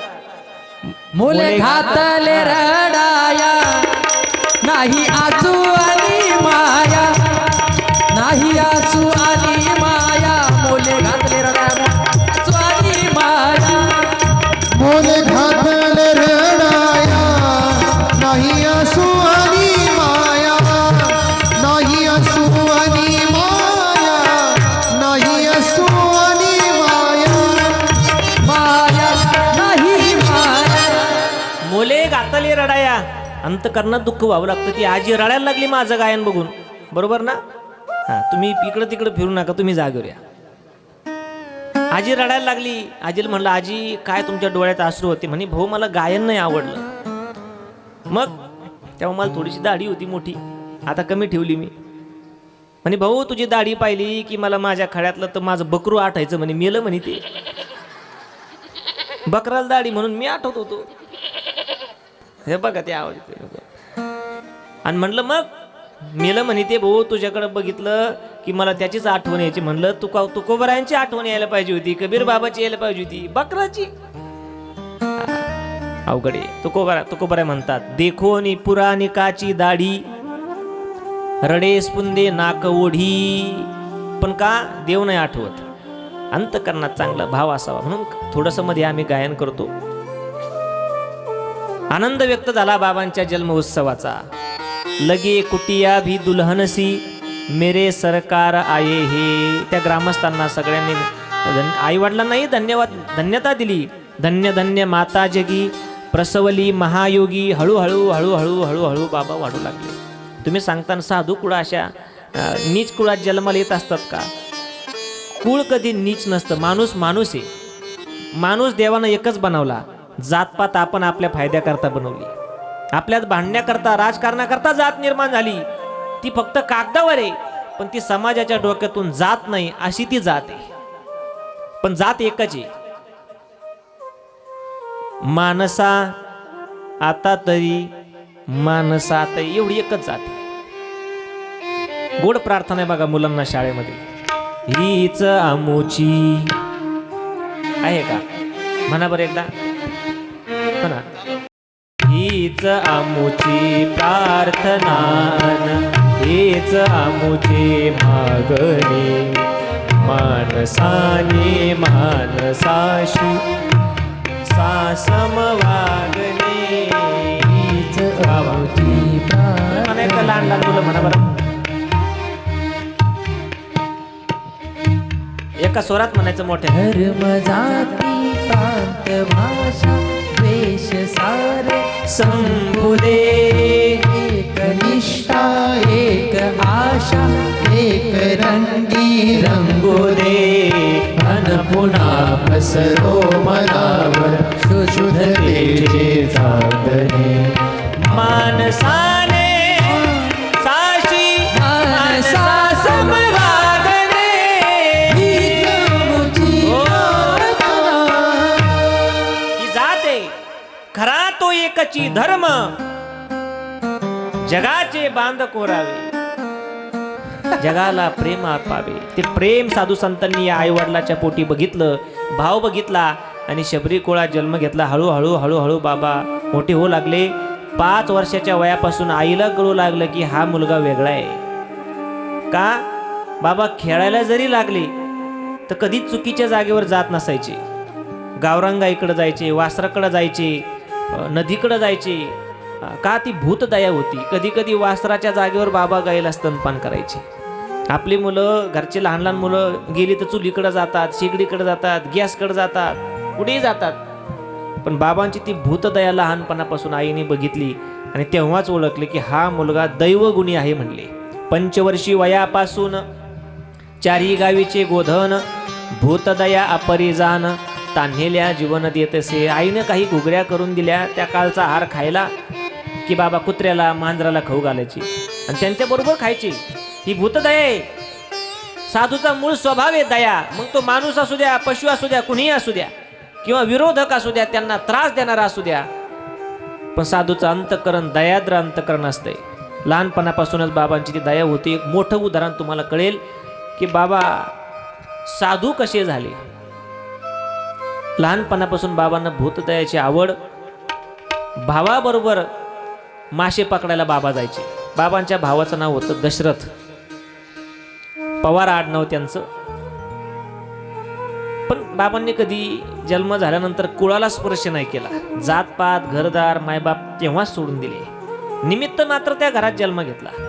आता साधू हे समाजाकरता अवतरित झालेले असतात, समाज कल्याणाकरता, घर वाढवण्याकरता, कुळ वाढवण्याकरता नाही. नाही तर तुकोबरायांचा आज 15-20 कोटीचा अब्जावधीचा बंगला असता. सगळं पुणे शहर तुकाराम महाराजांच्या सासूरवाडीचं आहे. पण महाराजांनी दिला आपल्याला भंडारा डोंगर, महाराजांनी दिला आपल्याला भमचंद्रा डोंगर. अहो माती आहे, दगड आहे, पण महाराजांच्या पदस्पर्शाने पावन झाला. जो आज प्लॉटिंगचा भाव पुण्यात नाही तो भंडारा डोंगरावर आहे. का त्याला तुकाराम महाराजांचे पाय लागले. संभाजीनगर या वाळूज MIDC मध्ये MIDC मुळे थोडाच भाव आहे. इथं का आली. छत्रपती शिवराय इथून कधीतरी प्रवास करत गेले असतील. भूमी पवित्र झाली महाराजांच्या पदस्पर्शाने. बाबा भावाबरोबर मासे पकडायला जायचे. उद्या मी प्रश्न विचारेल, तुम्हाला ध्यानात ठेवा. बाबांच्या बंधूचं नाव होतं दशरथ, वडिलांचं नाव होतं मारुती राया आणि आईचं नाव राहीबाई माता. मासे पकडायला गेलं की मासे पकडून यायचं आणि टोपल्यात ती पकडलेले मासे टाकायचे आणि बाबाला सांगायचं. म्हणजे लहानपणी त्यांचे बंधू त्यांना एकेरीच बोलायचे, कृष्णा या टोपलीजवळ बस, इकडे तिकडे जाऊ नको, कुत्रा मांजर येईल, माशावर लक्ष ठेव, आम्ही दुसरं जाळं काढून येतो. आलो की मग तुला भूक लागली, आपण घरी जाऊ, हे मासे बाजारात विकू आणि तिथून आल्यानंतर मग सगळं घरचं धान्य शिजवून खाऊ. पण त्याच्याकरता हे मासे बाजारात विकावे लागतील. ते निघून गेले. बाबांनी त्या माशाकडे पाहायचं. दोघंही बंधू सगळे तिथं जायचे. तयाचे बंधू 2 प्रवरेत धरीत होते मीन. बाबा तेथे जाऊन पुन्हा प्रवाही सोडितसे. बाबाने त्या माशाकडे पाहायचं तर ते मासे तडफड तडफड तडफड तडफड करायचे. कारण माशाचं घर कोणतं? पाणी. आपण पाणी पिऊन जगतो, मासा पाण्यात जगतो. आपल्याला पाण्यात टाकलं की आपण मरतो आणि माशाला पाण्याच्या बाहेर काढलं तो तडफड करतो. जीवना वेगळी मासुळी किंवा जीवजिती जीवना संगे मत्स्या मरण त्या वियोगे. ते मासे तडफड तडफड तडफड करायचे. बाबाने लगेच एक मासा घ्यायचा. 5 वय एक मासा घ्यायचा, पाण्यात सोडून द्यायचा. तो मासा असा आनंदाने नाचत पुढे जायचा. या माशापेक्षा तो मासा आनंदी आहे म्हणून बाबांना वाटायचं हा दुःखी. परत एक मासा घ्यायचा, पाण्यात सोडून द्यायचा. सगळी टोपली खाली केली. धरिले ते मीन सोडी तसे जळी, पाण्यात सोडून द्यायचे. थोड्या वेळाने बंधू आले, अरे कृष्णा टोपलीतले मासे कुठे? सोडून दिले पाण्यात. का? दादा ते तडफड करत होते, मला असं वाटलं त्यांना त्रास होतो. अरे पण आपल्याला ते मासे विकून आपलं घर चालतं, आपल्याला पोट भरावं लागतं. दादा त्यापेक्षा उपाशी राहिलेलं बरं. मुक्या प्राण्याला मारून आपलं पोट भरत असेल तर यापेक्षा मोठं पाप नाही. त्यांना जगण्याचा अधिकार आहे. आपल्यात जसा आत्मा आहे तसा त्यांच्यात सुद्धा आत्मा आहे. मानवात आहे तेच मीन देही, आत्मतत्व पाही वेगळाले. हे का सोडले माश्या पानात? म्हणत से कृष्णा काय हे करीसी बा. जाऊ दे म्हणले दादा, सोडले पाण्यामध्ये. ते भाऊ म्हणायचे काय विचित्रच मुलगा आहे हा जन्माला आलेला. आई सांगते कृष्णा थोडंसं वेगळं वागतो, पण आता पोट कसं भरायचं? बाबा म्हणायचे माशी मारून आपल्याला पोट भरायचं असेल तर त्यापेक्षा उपाशी राहिलेलं बरं. जलेविन मासा करी कासा वीस, किसन बाळास बहुदुःख. दादा परत मासे पकडायचे नाही, मला त्रास होतो. 5 वर्षा वयापासून घरी गेले. आईला सांगितलं भावाने, आई कृष्णाला आमच्या बरोबर पाठवू नको. मोठा भाऊ तक्रार करत असतो लहान्या भावाची, आणि केली पाहिजे, कारण मोठा भाऊ आज शास्त्रानं पित्या समान सांगितलाय. लक्ष्मणाला वनवास नव्हता, पण मोठा भाऊ वनवासात चालला तर मी इथं काय करू? त्याची सेवा करण्याकरता 14 वर्ष वनवासात राहिले. हा लहाना भावाचा धर्म आहे. मोठा भाऊ तक्रार सांगत असतो. जसं एकदा भगवान श्रीकृष्णानं माती खाल्ली लहानपणी, आणि घरी येऊन बळराम दादाने सांगितलं, आई अगं आपला कृष्णा माती खातो. कृष्णाला विचारलं, कृष्णा तू माती खातो? कृष्ण म्हणला, अगं आई भाऊ भावाचा वैलीला तो कोबडे होते ते लहानपणी. भाऊ भावाचा वैलीला तो तक्का भाऊ पक्का वैली होतो, त्याचं काय ऐकते तू? अगं तो खोटं बोलतोय म्हणले. आई गाई नाही खाल्ली म्या माती, आई गाई नाही खाल्ली म्या माती. आई गाई नाही खाल्ली गवी माती, आई गाई नाही खाल्ली गवी माती. बळीराम दादा ओ बळीराम दादा, बळीराम दादा वो बळीराम दादा, बळीराम दादा ओ बळीराम दादा, बळीराम दादा वो बळीराम दादा. बळीराम दादा खोट बोलतो बळीराम दादा, बळीराम दादा खोट बोलतो बळीराम दादा. बळीराम दादा खोट बोलतो बळीराम दादा, बळीराम दादा खोट बोलतो बळीराम दादा.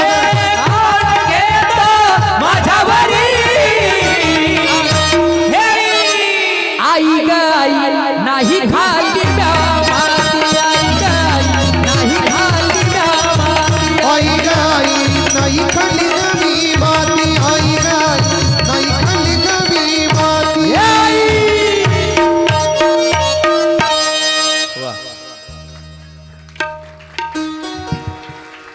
जुना काळ चांगला होता गिरिजानाथ महाराज. अहो आम्ही लहान होतो तेव्हा, आता या लहान मुलाचं सुख निघून गेलं आईच्या पदराखाली लपण्याचं. सुख नाही राहिलं आता. का? माफी मागून बोलतो, आईला पदरच राहिला नाही. आई जीनची पॅन्ट घालते, कामावर जाते, नोकरीला जाते, आणि तो बाळ कधी पदराखाली झोपणार आहे? पण आता काळानुसार बदलावं लागतं. पण आम्ही लहानपणी आईचा टोला खायचो. भाऊ सांगायचा, आई तू रानात गेला की आपला लक्ष्मण गपण्याचे गपने साखर खातो. म्हणजे गपना म्हणजे असं मुठभर साखर खाल्ल्यानंतर जखम होते. एकदा आई समोरच खाल्ली. साखर खाल्ली का तू? नाही. आकर. मग आकेवर काय सगळे साखरच्या. बाबांना विचारलं, कृष्णा तू मासे पाण्यात सोडतो म्हणले, बाबाला सांगू तुझं नाव? पाटलाच्या घरी काम करतात, मी रानात काम करते, मासे विकल्यानंतर आपण भाजीपाला आणतो. अगं आई त्या माशाला त्रास होत असेल ना, जाऊ नको परत त्यांच्या बरोबर. का जाऊ नको? तू काय साधू होणार आहे का? मासे पाण्यात सोडतो हे आपलं काम आहे का? मासे पाण्यात सोडायचं, भूतदया दाखवायची, समाजाचं कल, हे आपलं काम नाही बाळा. आपण भिल्ल कुळात जन्माला आलोय, त्याच्यावर आपलं पोट परंपरेनं भरतंय, ते आपला व्यवसाय आहे. बोलले आई तू काय साधू होणार आहे का? आणि तेवढाच शब्द पकडला बाबाने, तू काय साधू होणार आहे का? आई साधू काय असतो? साधू जो सहा धुतो त्याला साधू म्हणतात. काम, क्रोध, मद, मत्सर, दंभ, अहंकार, द्वेष, कुणाचा द्वेष नाही, काय नाही, आणि समाजाचं चांगलं करत राहायचं, दया अंतःकरणात ठेवायची, त्याला साधू म्हणतात. असं कुठं साधू होता येत आई? कुठं शाळा आहे का साधू व्हायची? नाही बाबा. जुने लोक सांगतात, एक मागं साधू होऊन गेले म्हणले, ते त्यांचं नाव आहे विश्वेश्वरनाथ बाबा. बाबांची गुरु होती ते. मग ते कसे साधू झाले? म्हणले घर सोडलं, निघून गेले, आई वडिलाचा त्याग केला, कुठून आले माहित नाही, कुठं खाल्लं माहित नाही, मग आई वडिलापासून लांब राहणं म्हणजे साधू. बाबाने जे घर सोडलं तर 2 वर्ष बाबा घरी गेले नाही. 5 ते 7 वर्ष वय. मग कुठं राहिले? देवगडच्या पलीकडून शनी मंदिर आहे कोपऱ्यात, तिथे मागं एक अगस्ती महाराजांची गुफा होती. त्या गुफेमध्ये बाबा राहायचे. येणाऱ्या जाणाऱ्या पशुपक्ष्यांना जीव लावायचे. कुत्रं मांजर नेहमी एक गावरांग आहे बाबा बरोबर असायची. एखादं कुत्रं असायचे छोटं. फोटो सुद्धा बघा, ह्याच्यात नसेल आता, पण देवगडला प्रत्येक फोटोत एक छोटं कुत्र्याचं पिल्लू आहे. आणि प्रवरेत काही वाहत आलं, नारळ तेच फोडायचं, तेच खायचं, कोणी मधुकर दिले ते खायचं. प्रवरेच्या पात्रात बसायचं आणि वाळूची करून पिंड, आत्म्यात शोधी ब्रह्मांड, वंजळीने पाणी अखंड त्या पिंडीवरी घालीत असे. जुन्या काळात लोक नदीत गेले की स्नान करायचे, ओल्या कपड्यानं वाळूची पिंड करायची आणि त्याच्या शेजारी वंजळीनं देवाला पाणी म्हणून अर्घ्य व्हायचं. हे बाबांनी पाहिलं होतं. कुठे? सिद्धेश्वर टोक्याला, प्रवारा संगमला. आई लहानपणी बाबाला बोटाला धरून घेऊन यायची. आई स्नान करायची, वाळूची पिंड करायची आणि पिंडी शेजारी पाणी सूर्याला व्हायची. बाबाला व्हायचं, बाबाला वाटलं पाणी पिंडीवर व्हायचं म्हणून बाबा वाळूची पिंड करायची आणि त्याच्यावर वंजळीनं पाणी टाकलं की ती पिंड विरघळून जायची. परत दुसरी पिंड करायची. अशा हजारो पिंडी करायची. आणि एक छोटी छोटी खोटी खोटी अगरबत्ती म्हणून अगरबत्ती नसायची, पण अंत अशुद्ध आहे की काहीतरी लावावं लागतं तिथं शेजारी.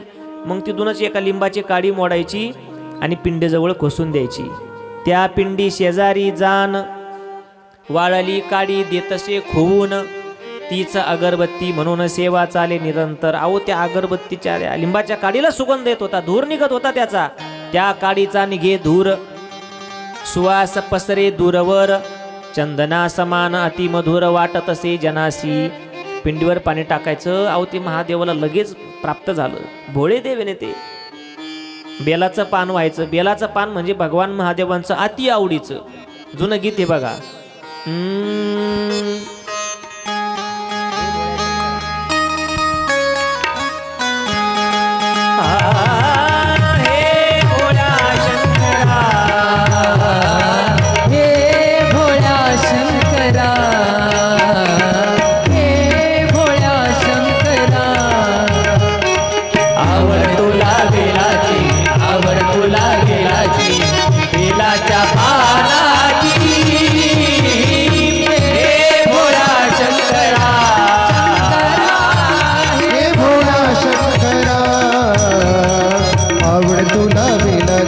आवड तुला वेलाची, वेलाच्या पानाची, हे भोळा शंकरा, हे भोळा महादेवा.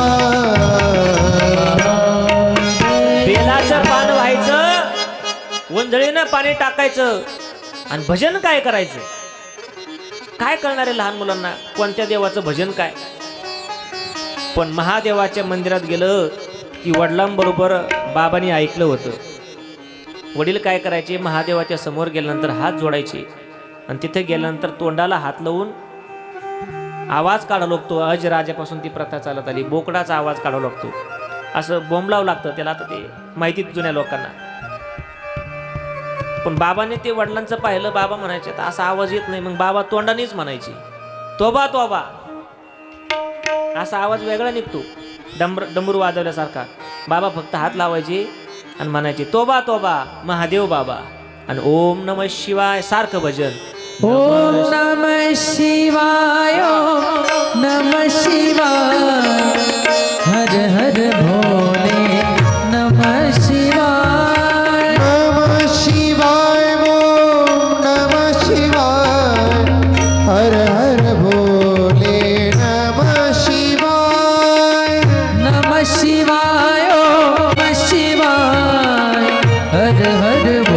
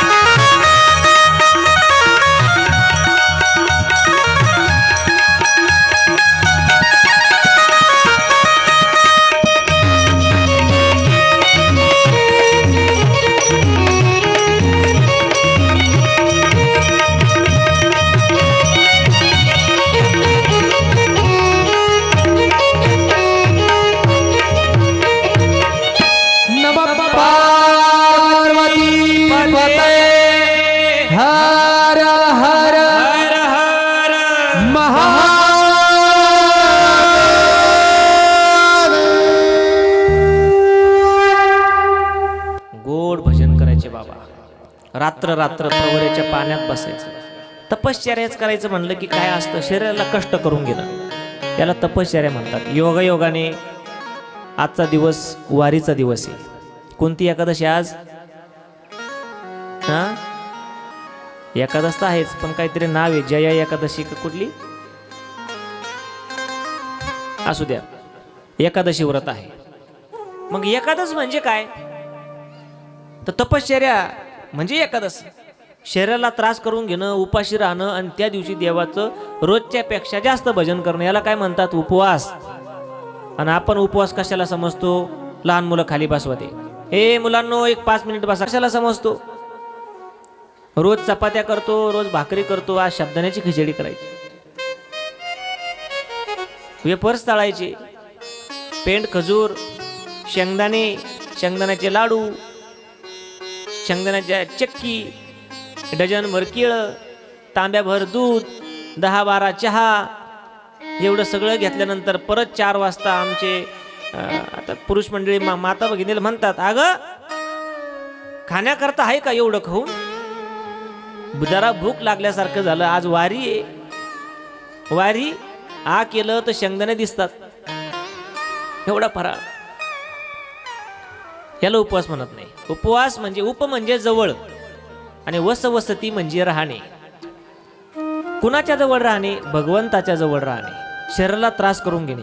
मग रात्र रात्र उपाशी राहून नंतर कधीतरी दिवसातून एकदा आईच्या हातची भाकर खायची.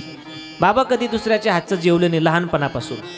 परिएक नेम विलक्षण, कुणाचा? सद्गुरू किसंगरे बाबांचा. परिएक नेम विलक्षण, जन्मदात्या आई वाचून, नच सेवी अन्न कण इतरांच्या हातीचे. आईचं जी असेल ती, आईच्या हातचं जेवण केल्याशिवाय बाबाचं पोट भरत नसायचं. जसं भीम होते, भीम महाभारतात कितीही खाल्लं तरी भीमाचं पोट भरत नव्हतं, गाडाभर अन्न लागत होतं. जसं नवीन नवीन आता सुका पाटील खात होते, कसा का पाटील आमचे ते नेहमी म्हणत असतात. आता किती माणसं खातात, किती आहार असतो काहींचा. आता नाही खात, पण जुना काळ आमच्या गावात 8 जण होते. 8 किती दिगंबरांना गेले 8 जण. त्या 8 जणाला कोणी जागरण गोंधळाला वैयक्तिक कार्यक्रमाला कोणी सांगत नव्हतं. त्यांना सप्ताह असेल तरच जेवायला बोलायचे. 70 80 बाजरीच्या ज्वारीच्या भाकरी, एवढा मनच पडली होती. 60 गावचे 60 आणि बहिरवाडीचे 8. काय आहार असेल. भीमदादा गाड्याच्या गाड्या अन्न खायचे, पण कोणी सांगितलं की भीमदादा हा आईनं लाडू दिलाय पोट भरायचं. तसं सद्गुरू मोठे बाबा आईच्या हातात जेवण फार आवडायचं, भलं ते शिळक असना. कोरभर रोटी आईच्या हातीची, सत्कोर किसनास वाटे गोडी अमृताची. कोरभरी रोटी आईच्या हातची. एक टाइम खायचं आणि रात्री प्रवरेच्या पाण्यात येऊन बसायचं. मांडी घालून बसलं की पाणी छातीला लागायचं, एवढं पाणी तिथं बसायचं आणि भजन करायचं. पण पाण्यात बसलं की माणूस तरंगतो, मांडी घातल्यानंतर माणूस तरंगतो. मग दगड डोक्यावर घ्यायचा बाबाने.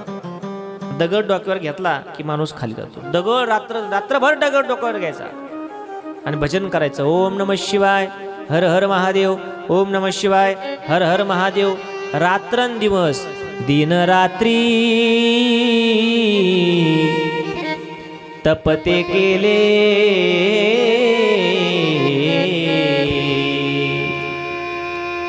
बैसोनी प्रवरीला. दिन रात्री लहान मुलं खाली बसवा. बैसोनी प्रवरीला. दिन रात्री तपते केले. बैसोनी प्रवरीला. दिन रात्री तपते बैसोनी प्रवरीला. अवदुंबराशी पालविया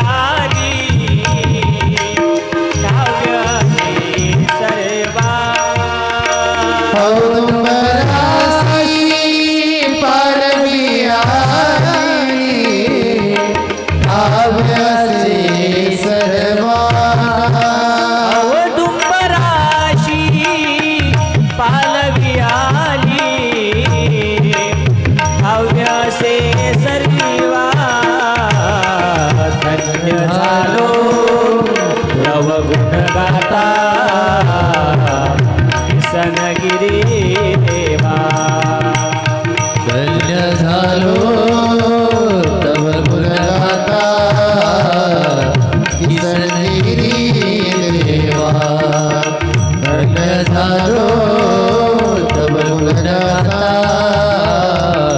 किसनगिरी देवा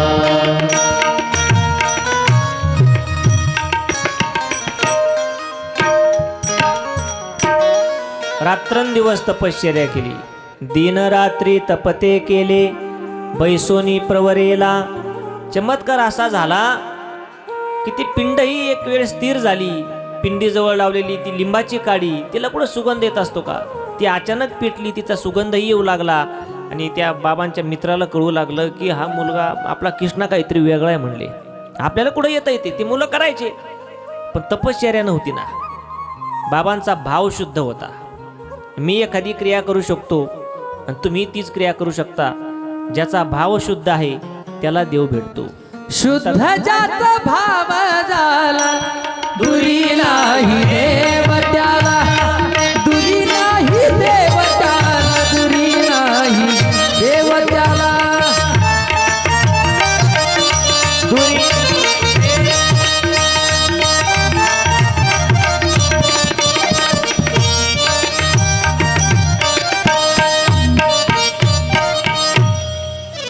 मुक्ताई सांगतात, शुद्ध ज्याचा भाव झाला, ज्याचा भाव शुद्ध आहे, मग भलं तो मांस का विकीना. सजन कसाई नावाचे भक्त होऊन गेले, मांस विकायचे आणि जगन्नाथाची भक्ती करायची. जगन्नाथ महाराजांना मांस विकू लागण्याकरता यावं लागत होतं. सजन कसाया विकू लागे मांस. मांस विकणाऱ्याला देव जर सहकार्य करू शकतो तर ही तर भजन होतं, नामस्मरण केलं होतं. म्हणतात भाव तिथं देव. म्हणे बघा, भाव तिथं देव. खरा भाव असला की सगळं काही होतंय. ज्याला श्रद्धा नाही, ज्याला भाव नाही, त्याला तुम्ही मंदिरात बसा, रात्र रात्र बसा, त्याला घर आठवतं. त्याला पंढरपूरला पाठा पायी पायी, तो निम्म्या रस्त्यातून फोन करतो घरी, गाय पिळली का, मुलं शाळेत नेऊन घातले का, याचे पैसे दिले का, त्याचे दिले का. पंढरपूरला चाललो, चिंतन घराचं आहे.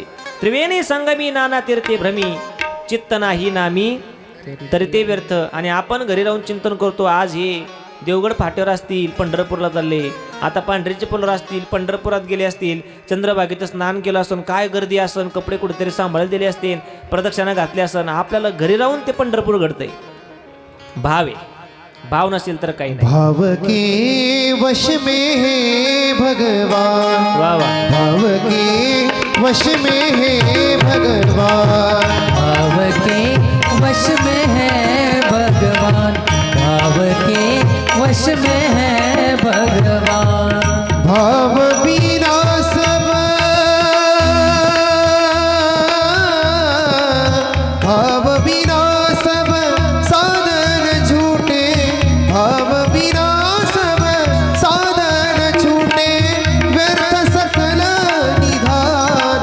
भाव के वश में है भगवान, भाव के वश में है भगवान, भाव के वश में है भगवान, भाव के वश में है भगवान.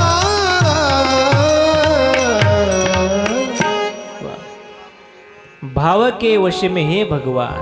भाव बळे. लहान मुलं सांभाळो. नाही, त्यांना बसल्या बसल्या चित्र पाहायची सवय झाली. ते म्हणले जाहिरात कमून आहे ना बुवा, हे सगळं चालू आहे पण जाहिरात कमून आहे ना, कार्टून कमून लागा ना. पण बसतात ते, चला बस, फक्त थोडंसं एक, काय नाही काय नाही, बोलू नका त्याला, बस. भाव शुद्ध असला तर देव कुठेही भेटतो. मग तुम्ही जंगलात राहा, वनात, कुठेही राहा, आणि भाव नसेल तर मंदिरात देव प्राप्त होत नाही. देवाला लागतो भाव. भाव बळे आकळे. देवाला ओढण्याचं साधन हे भाव, दोरी आहे. काय ते सूत्र दोरी, प्रेम सूत्र दोरी. जातो तिकडे नेतो तिकडे जातो. नेतो तिकडे जातो हरी. भाव नसेल तर काही नाही. देवाचे मित्र होते सुदामा, गरिबी होते, गरिबीत राहत होते. काल आपला विषय झाला, गरिबी फार वाईट असते, पण काही माणसं गरिबीत सुद्धा स्वाभिमानाने जीवन जगतात. एक टाइम जेवतात, भलं उपाशी राहतात, मुलाबाळांना खाऊ घालतात आणि आईबाप उपाशी राहतात. संध्याकाळी टोपलं झाकून ठेवतात, मुलं देखत बाळा आम्ही नंतर जेऊ. पण हा हात कुणापुढे पसरत नाही. असे सुद्धा बरेच माता पिता इथं बसलेले की मुलांना जेव घातलं आणि स्वतः उपाशी राहिले. सुदामा गरीब होते, लहानपणचे देवाचे मित्र, पण देवावर फार श्रद्धा, देव म्हणून सुद्धा आणि मित्र म्हणून सुद्धा.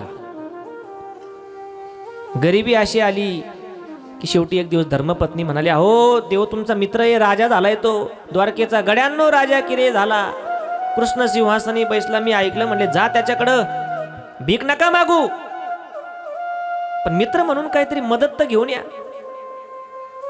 अगं देवाला भेटायला जायचे बरं वाटत नाही, आपण गरीब आहे, आपलं घर बघ, त्याचा राजवाडा बघ, त्याचं ते सिंहासन बघ, आपण कसं ते कसं. या राज्यात गरीब माणसं गरीबच राहतील आणि श्रीमंत अजून श्रीमंत होत जातील. गरिबी सध्याला कलियुगात अवघड आहे. एखाद्याचं घर पाहिलं तर बंगला असतो आणि एखाद्याचं फाटकं घर आयुष्य जातं दुसऱ्याच्या रानात काम करून, पण घराचे छत किंवा पत्रे सुद्धा बदलता येत नाही. आणि एकाच्या माढ्यावर माढ्या होतात, एकाची मुलं रस्त्यावर हजारो गाड्या, हजारो रुपयांच्या गाड्यात, कोट्यवधी रुपयांच्या गाड्यात फिरतात जन्मत हा. आणि एकाचा मुलगा जन्माला आल्या 1-1.5 वर्षात त्याला आई बरोबर भीक मागण्याकरता बिगर कपड्याचं पळावं लागतं. ही गरिबी. एकाच्या महालात फुलताती बागा. अहो एकाच्या घरात बगीचा आहे, बगीच्यात पोहण्याचं तळ आहे, कुत्र्याचं पोहण्याचं तळ वेगळं, म्हाताऱ्या माणसाचं पोहण्याचं तळ वेगळं, लहान मुलाचं पोहण्याचं तळ वेगळं, घरात बगीचा. एकाच्या महालात फुलताती बागा, एकास राहण्यास धड नाही जागा. अन्नासाठी फिरतो हा नागवाची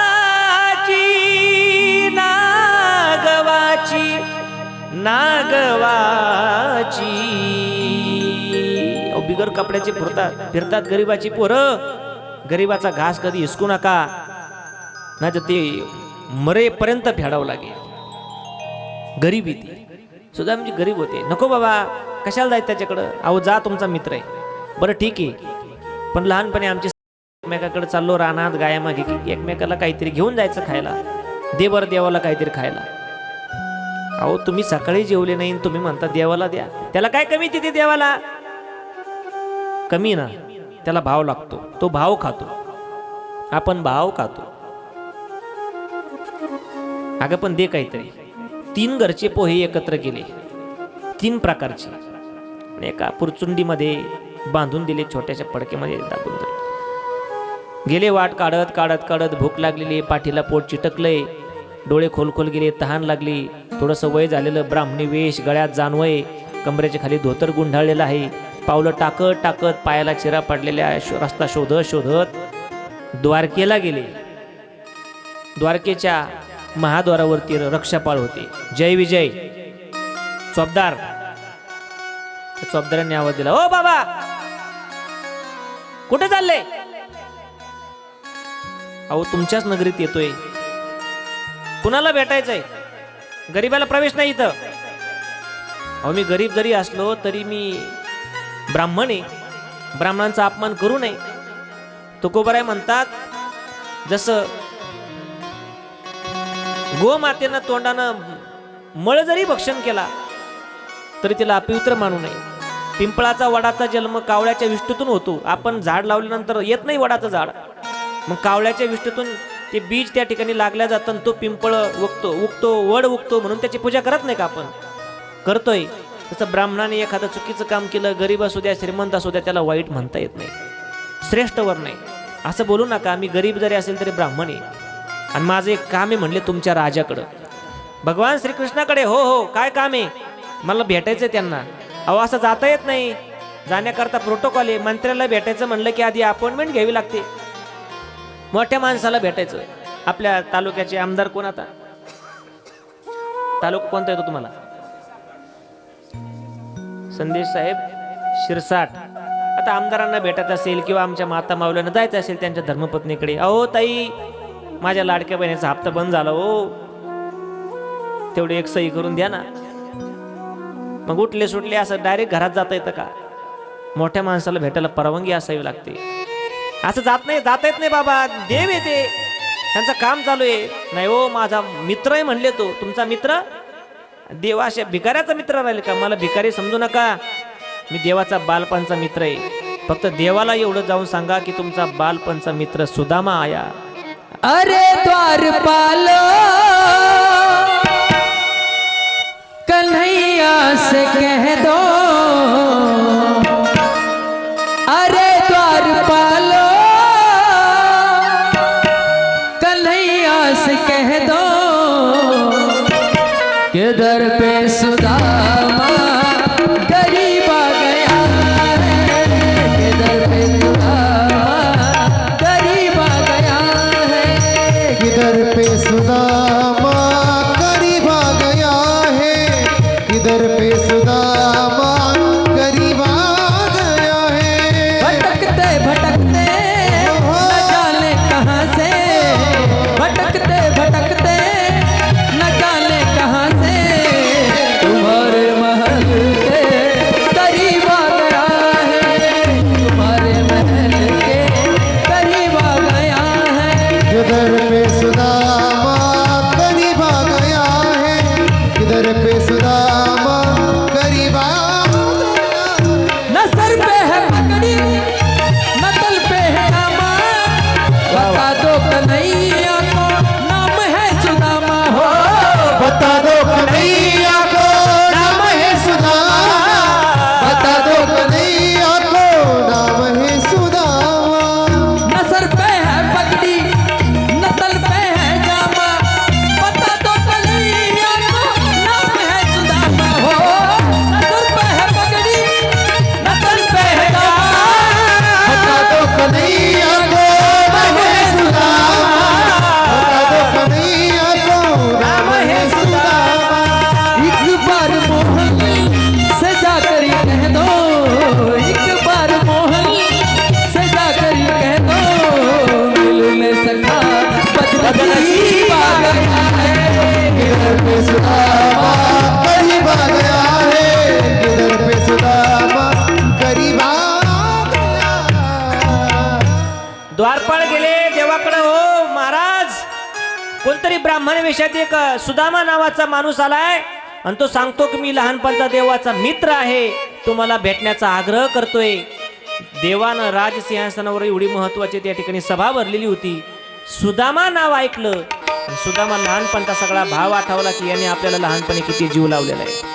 तिथं आला, आवाज ऐकला सुदामा, तर जगाच्या मालकाला भान राहिलं नाही. शुद्ध भाव कसा असतो बघा, पाया चपला घातल्या नाही, आवाज ऐकला तर तसेच पळायला लागले.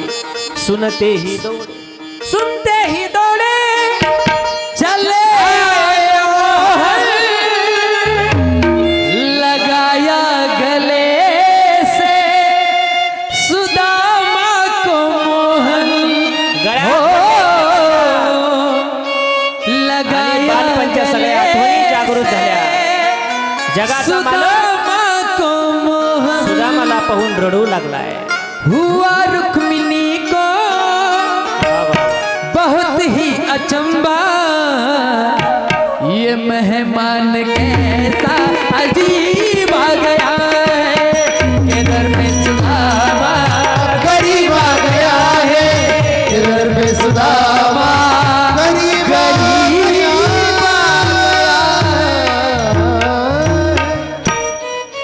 देव सुदामाच्या गळ्यात पडले, रडू लागले. रुक्मिणी आईने बघितलं, अहो हा बाबा मेहुणा आला तरी खुर्चून उठत नाही. कोण? भगवान श्रीकृष्ण. कोण म्हणले हा कोणत्या वेशात आलाय? त्यांना सुद्धा आश्चर्य वाटलं. हुआ रुक्मिणी को बहुत ही अचंबा, ये मेहमान कैसा गरीब आ गया है. जगाच्या मालकाने लहानपण आठवलं आणि विचारलं, सुदामा अरे वहिनीनं काही पाठवलं का? काय काय पाठवायचं होतं देवा? सगळे तुझ्याकडं. मूठभर धरलेले पोहे सुदामानं मागं धरले. काहीतरी पाठवलं असेल, मागं काय लपवतं दाखव. लाज वाटत होती, पण जगाच्या मालकाने ती मूठ उघडली आणि 3 घरचे पोहे वहिनीनं पाठवलेले सुदामाच्या धर्मपत्नीनं मिटक्या मारत देव खाऊ लागला. आकाशात सगळे देव येऊन पाहत होते, याला काही खायला भेटलं नाही का? लहानपणी माती खातो, आता सुदाम देवाचे पोहे खातो, कधी ब्रह्मांडच गिळतो, कधी सूर्यच गिळतो. काय म्हणले हा? पण विचारा आमच्या साधू संतांना हे कशामुळं घडलं? त्याच्या अंतकरणात भाव होता म्हणून घडलं. भाव तिथं देव. सुदामा ब्राह्मण दुःखे दरिद्री पिढीला मुष्टी पोहे घेऊन या, त्याची भेटी लागी गेला गा. शुद्ध भाव देखोनिया, गाव सुवर्णाचा दिला गा. आपण देवाला कमी वाहतो का? किती देतो आपण देवाला? मुठभर पोहे, किलोभर पोहे देऊ आपण. देवाला स्नान घालायचं तर बादल्याच्या बादल्या पाणी, पण भाव नसेल. मनी नाही भाव, मने देवा मला पाव, देव आशाने पावायचा नाही र. देव बाजारचा भाजीपाला नाही र, देव बाजारचा भाजीपाला नाही र. हे मनी नाही भाव म्हणे देवा मला पा, मनी नाही भाव म्हणे देवा मला पा. देव आशान पावायचा नाही र, देव आशान पावायचा नाही र. देव बाजारचा भाजीपाला नाही रे, देव बाजारचा भाजीपाला नाही रे. देव बाजारचा भाजीपाला नाही र, नाही र. भाव शुद्ध असावा. सद्गुरू मोठे बाबांचा, सद्गुरू किसनगिरी बाबांचा भाव शुद्ध होता. तपश्चर्या केली, त्याचा परिणाम असा झाला, बाबांनी केलेल्या क्रिया त्याच्यामध्ये चमत्कार दिसू लागले लोकांना. तिथं जवळ एक वृक्ष होता, औदुंबराचं झाड. भगवान दत्तात्रयांची विभूती मानतात. ते झाड एवढं जुनं होतं, वाळलेलं होतं, त्याचं खोडही अर्धनिर्ध तुटून गेलेलं होतं, त्याचं आयुष्य संपलं होतं. पण बाबा येता जाता काय करायचे, गोधेगाव निघले की त्यांच्याकडे कावड होती पाण्याची, भोपळं. जुन्या काळात कावडी असायच्या. ते भोपळं पाण्यातून भरून घ्यायचं आणि जाता जाता त्या वाळलेल्या झाडाला टाकून द्यायचं. ही भूतदया आहे की कधीतरी हे हिरवं होईल आणि समाजाला सावली देईल, दर्शन घेता येईल, कुणी याची पूजा करेल.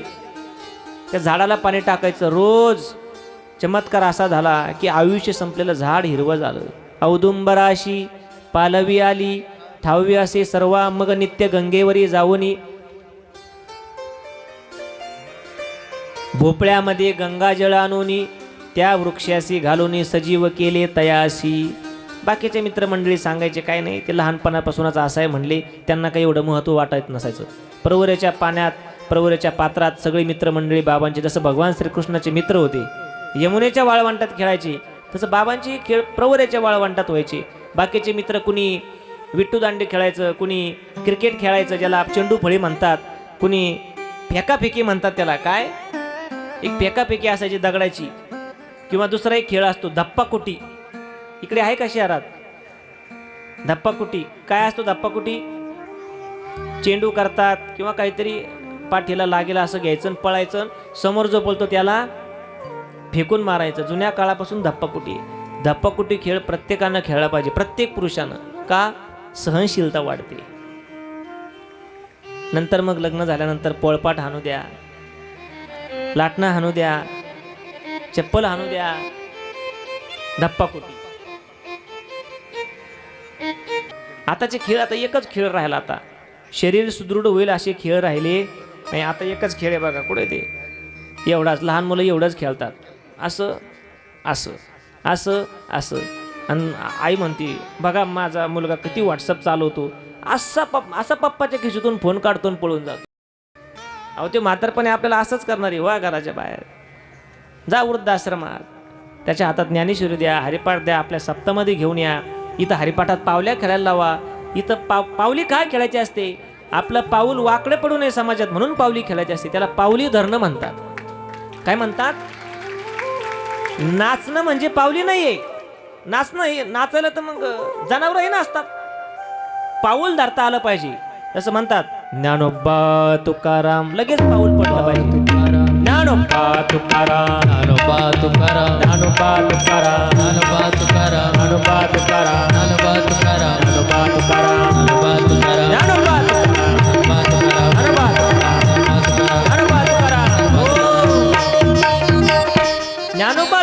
पडलं की पाऊल पुढं पडलं पाहिजे. ज्याला परमार्थात पाऊल टाकता आलं त्याचा पाऊल कधी जीवनामध्ये चुकीच्या वाटेला जात नाही. बघा एखाद्या माता माऊलीचं नवीन लग्न झालं की जुन्या म्हाताऱ्या सांगतात, बाई तुला साडी घालण्याची सवय नाही, इकडे गावाकडे कपडे घालत होती, आता साडी घाल, पण पाऊल व्यवस्थित टाक बरं का.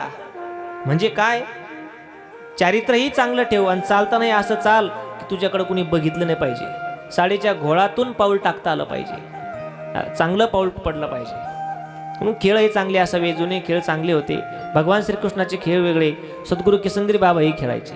ते पोरं विट्टी दांडू खेळायचे आणि बाबा देवदेव खेळायचे. देवदेव प्रवरेच्या काठी पोरे घेती धाव, मांडीला डाव खेळावया, मांडीला डाव खेळावया, मांडीला डाव खेळावया.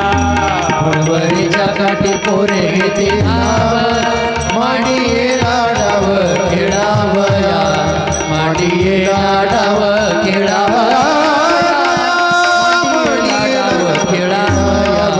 कुणी खेळे चेंडू कुणी विटी दांडू, कोणी खेळ चेंडू कोणी विटी दांडू, भक्तीचा तो चंदू कृष्णाला, भक्तीचा तो चंदू कृष्णाला. कुणी खेळे चेंडू कुणी विटी दांडू, भक्तीचा तो चंदू कृष्णाला गे, भक्तीचा तो चंदू कृष्णाला गे, भक्तीचा तो चंदू कृष्णाला. कोणी खेळ कोणी विटी दांडू, भक्तीचा तो चंदू कृष्णाला गे, भक्तीचा तो चंदू कृष्णाला गे, भक्तीचा तो चंदू कृष्णाला गे, कृष्णाला गे, कृष्णाला. कुणी खेळे चेंडू कुणी विटी दांडू. पण 8 वर्ष वय असताना भगवान महादेवाची पिंड करायची, भजन करायचं, मुक्या प्राण्याला जीव लावायचं, हे बाबांचे स्वभाव समाजामध्ये त्या ठिकाणी कळत गेले. आणि तिथून पुढे हळूहळू बाकीचे मित्रमंडळी बाबांबरोबर थोडं खेळायला घाबरायचे. हा कोणीतरी चमत्कार करणार आहे म्हणले, कोणी म्हणायचं याला भूत लागलं म्हणले, कुणी म्हणायचं बंगाली विद्या शिकून आलंय, आईला सोडून गेला होता लहानपणी हा मुलगा तिकडून, कुणी म्हणायचं भिल्ल बाबा आहे आणि कुणी म्हणायचं बंगाली विद्या शिकून आलाय. बंगाली बंगाली बाबा बोलतो बंगाली. उद्या घेऊ आपण,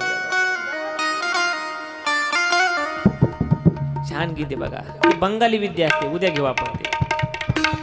पण गोड बाबांचा हे चमत्कार वगैरे काय नव्हतं, पण ते तपश्चर्याचा परिणाम असा होता की सगळ्यांना कळायला लागलं, ती कामं सहज होऊ लागले. मग किती सहज होऊ लागले, अंकाईला जाण्याची शर्यत लागली, उद्या आपण ती बघू. 1 महिना गावकऱ्यांनी बाबांना लिंबाचा पाला खायला लावला. 1 महिना, तो काय गोड लागतो का. अशा अनेक परीक्षा घेतल्या, सगळ्या परीक्षेत बाबा पास झाले. तो सगळा भाग आपण उद्याच्या कथेमध्ये बघू. आजच्या कथेला पण या ठिकाणी पूर्ण विराम देऊ. आता बाबांचं थोडंसं भजन होईल. भजन चालू असतानाही तुम्ही उभा राहिले तरी चालतील, म्हणजे तुमचे पाय थोडेसे मोकळे होतील. तोपर्यंत आरतीची यजमान समोर येऊन या ठिकाणी तयार राहा. आरती आणा, आरती सत्कार अन्नदाते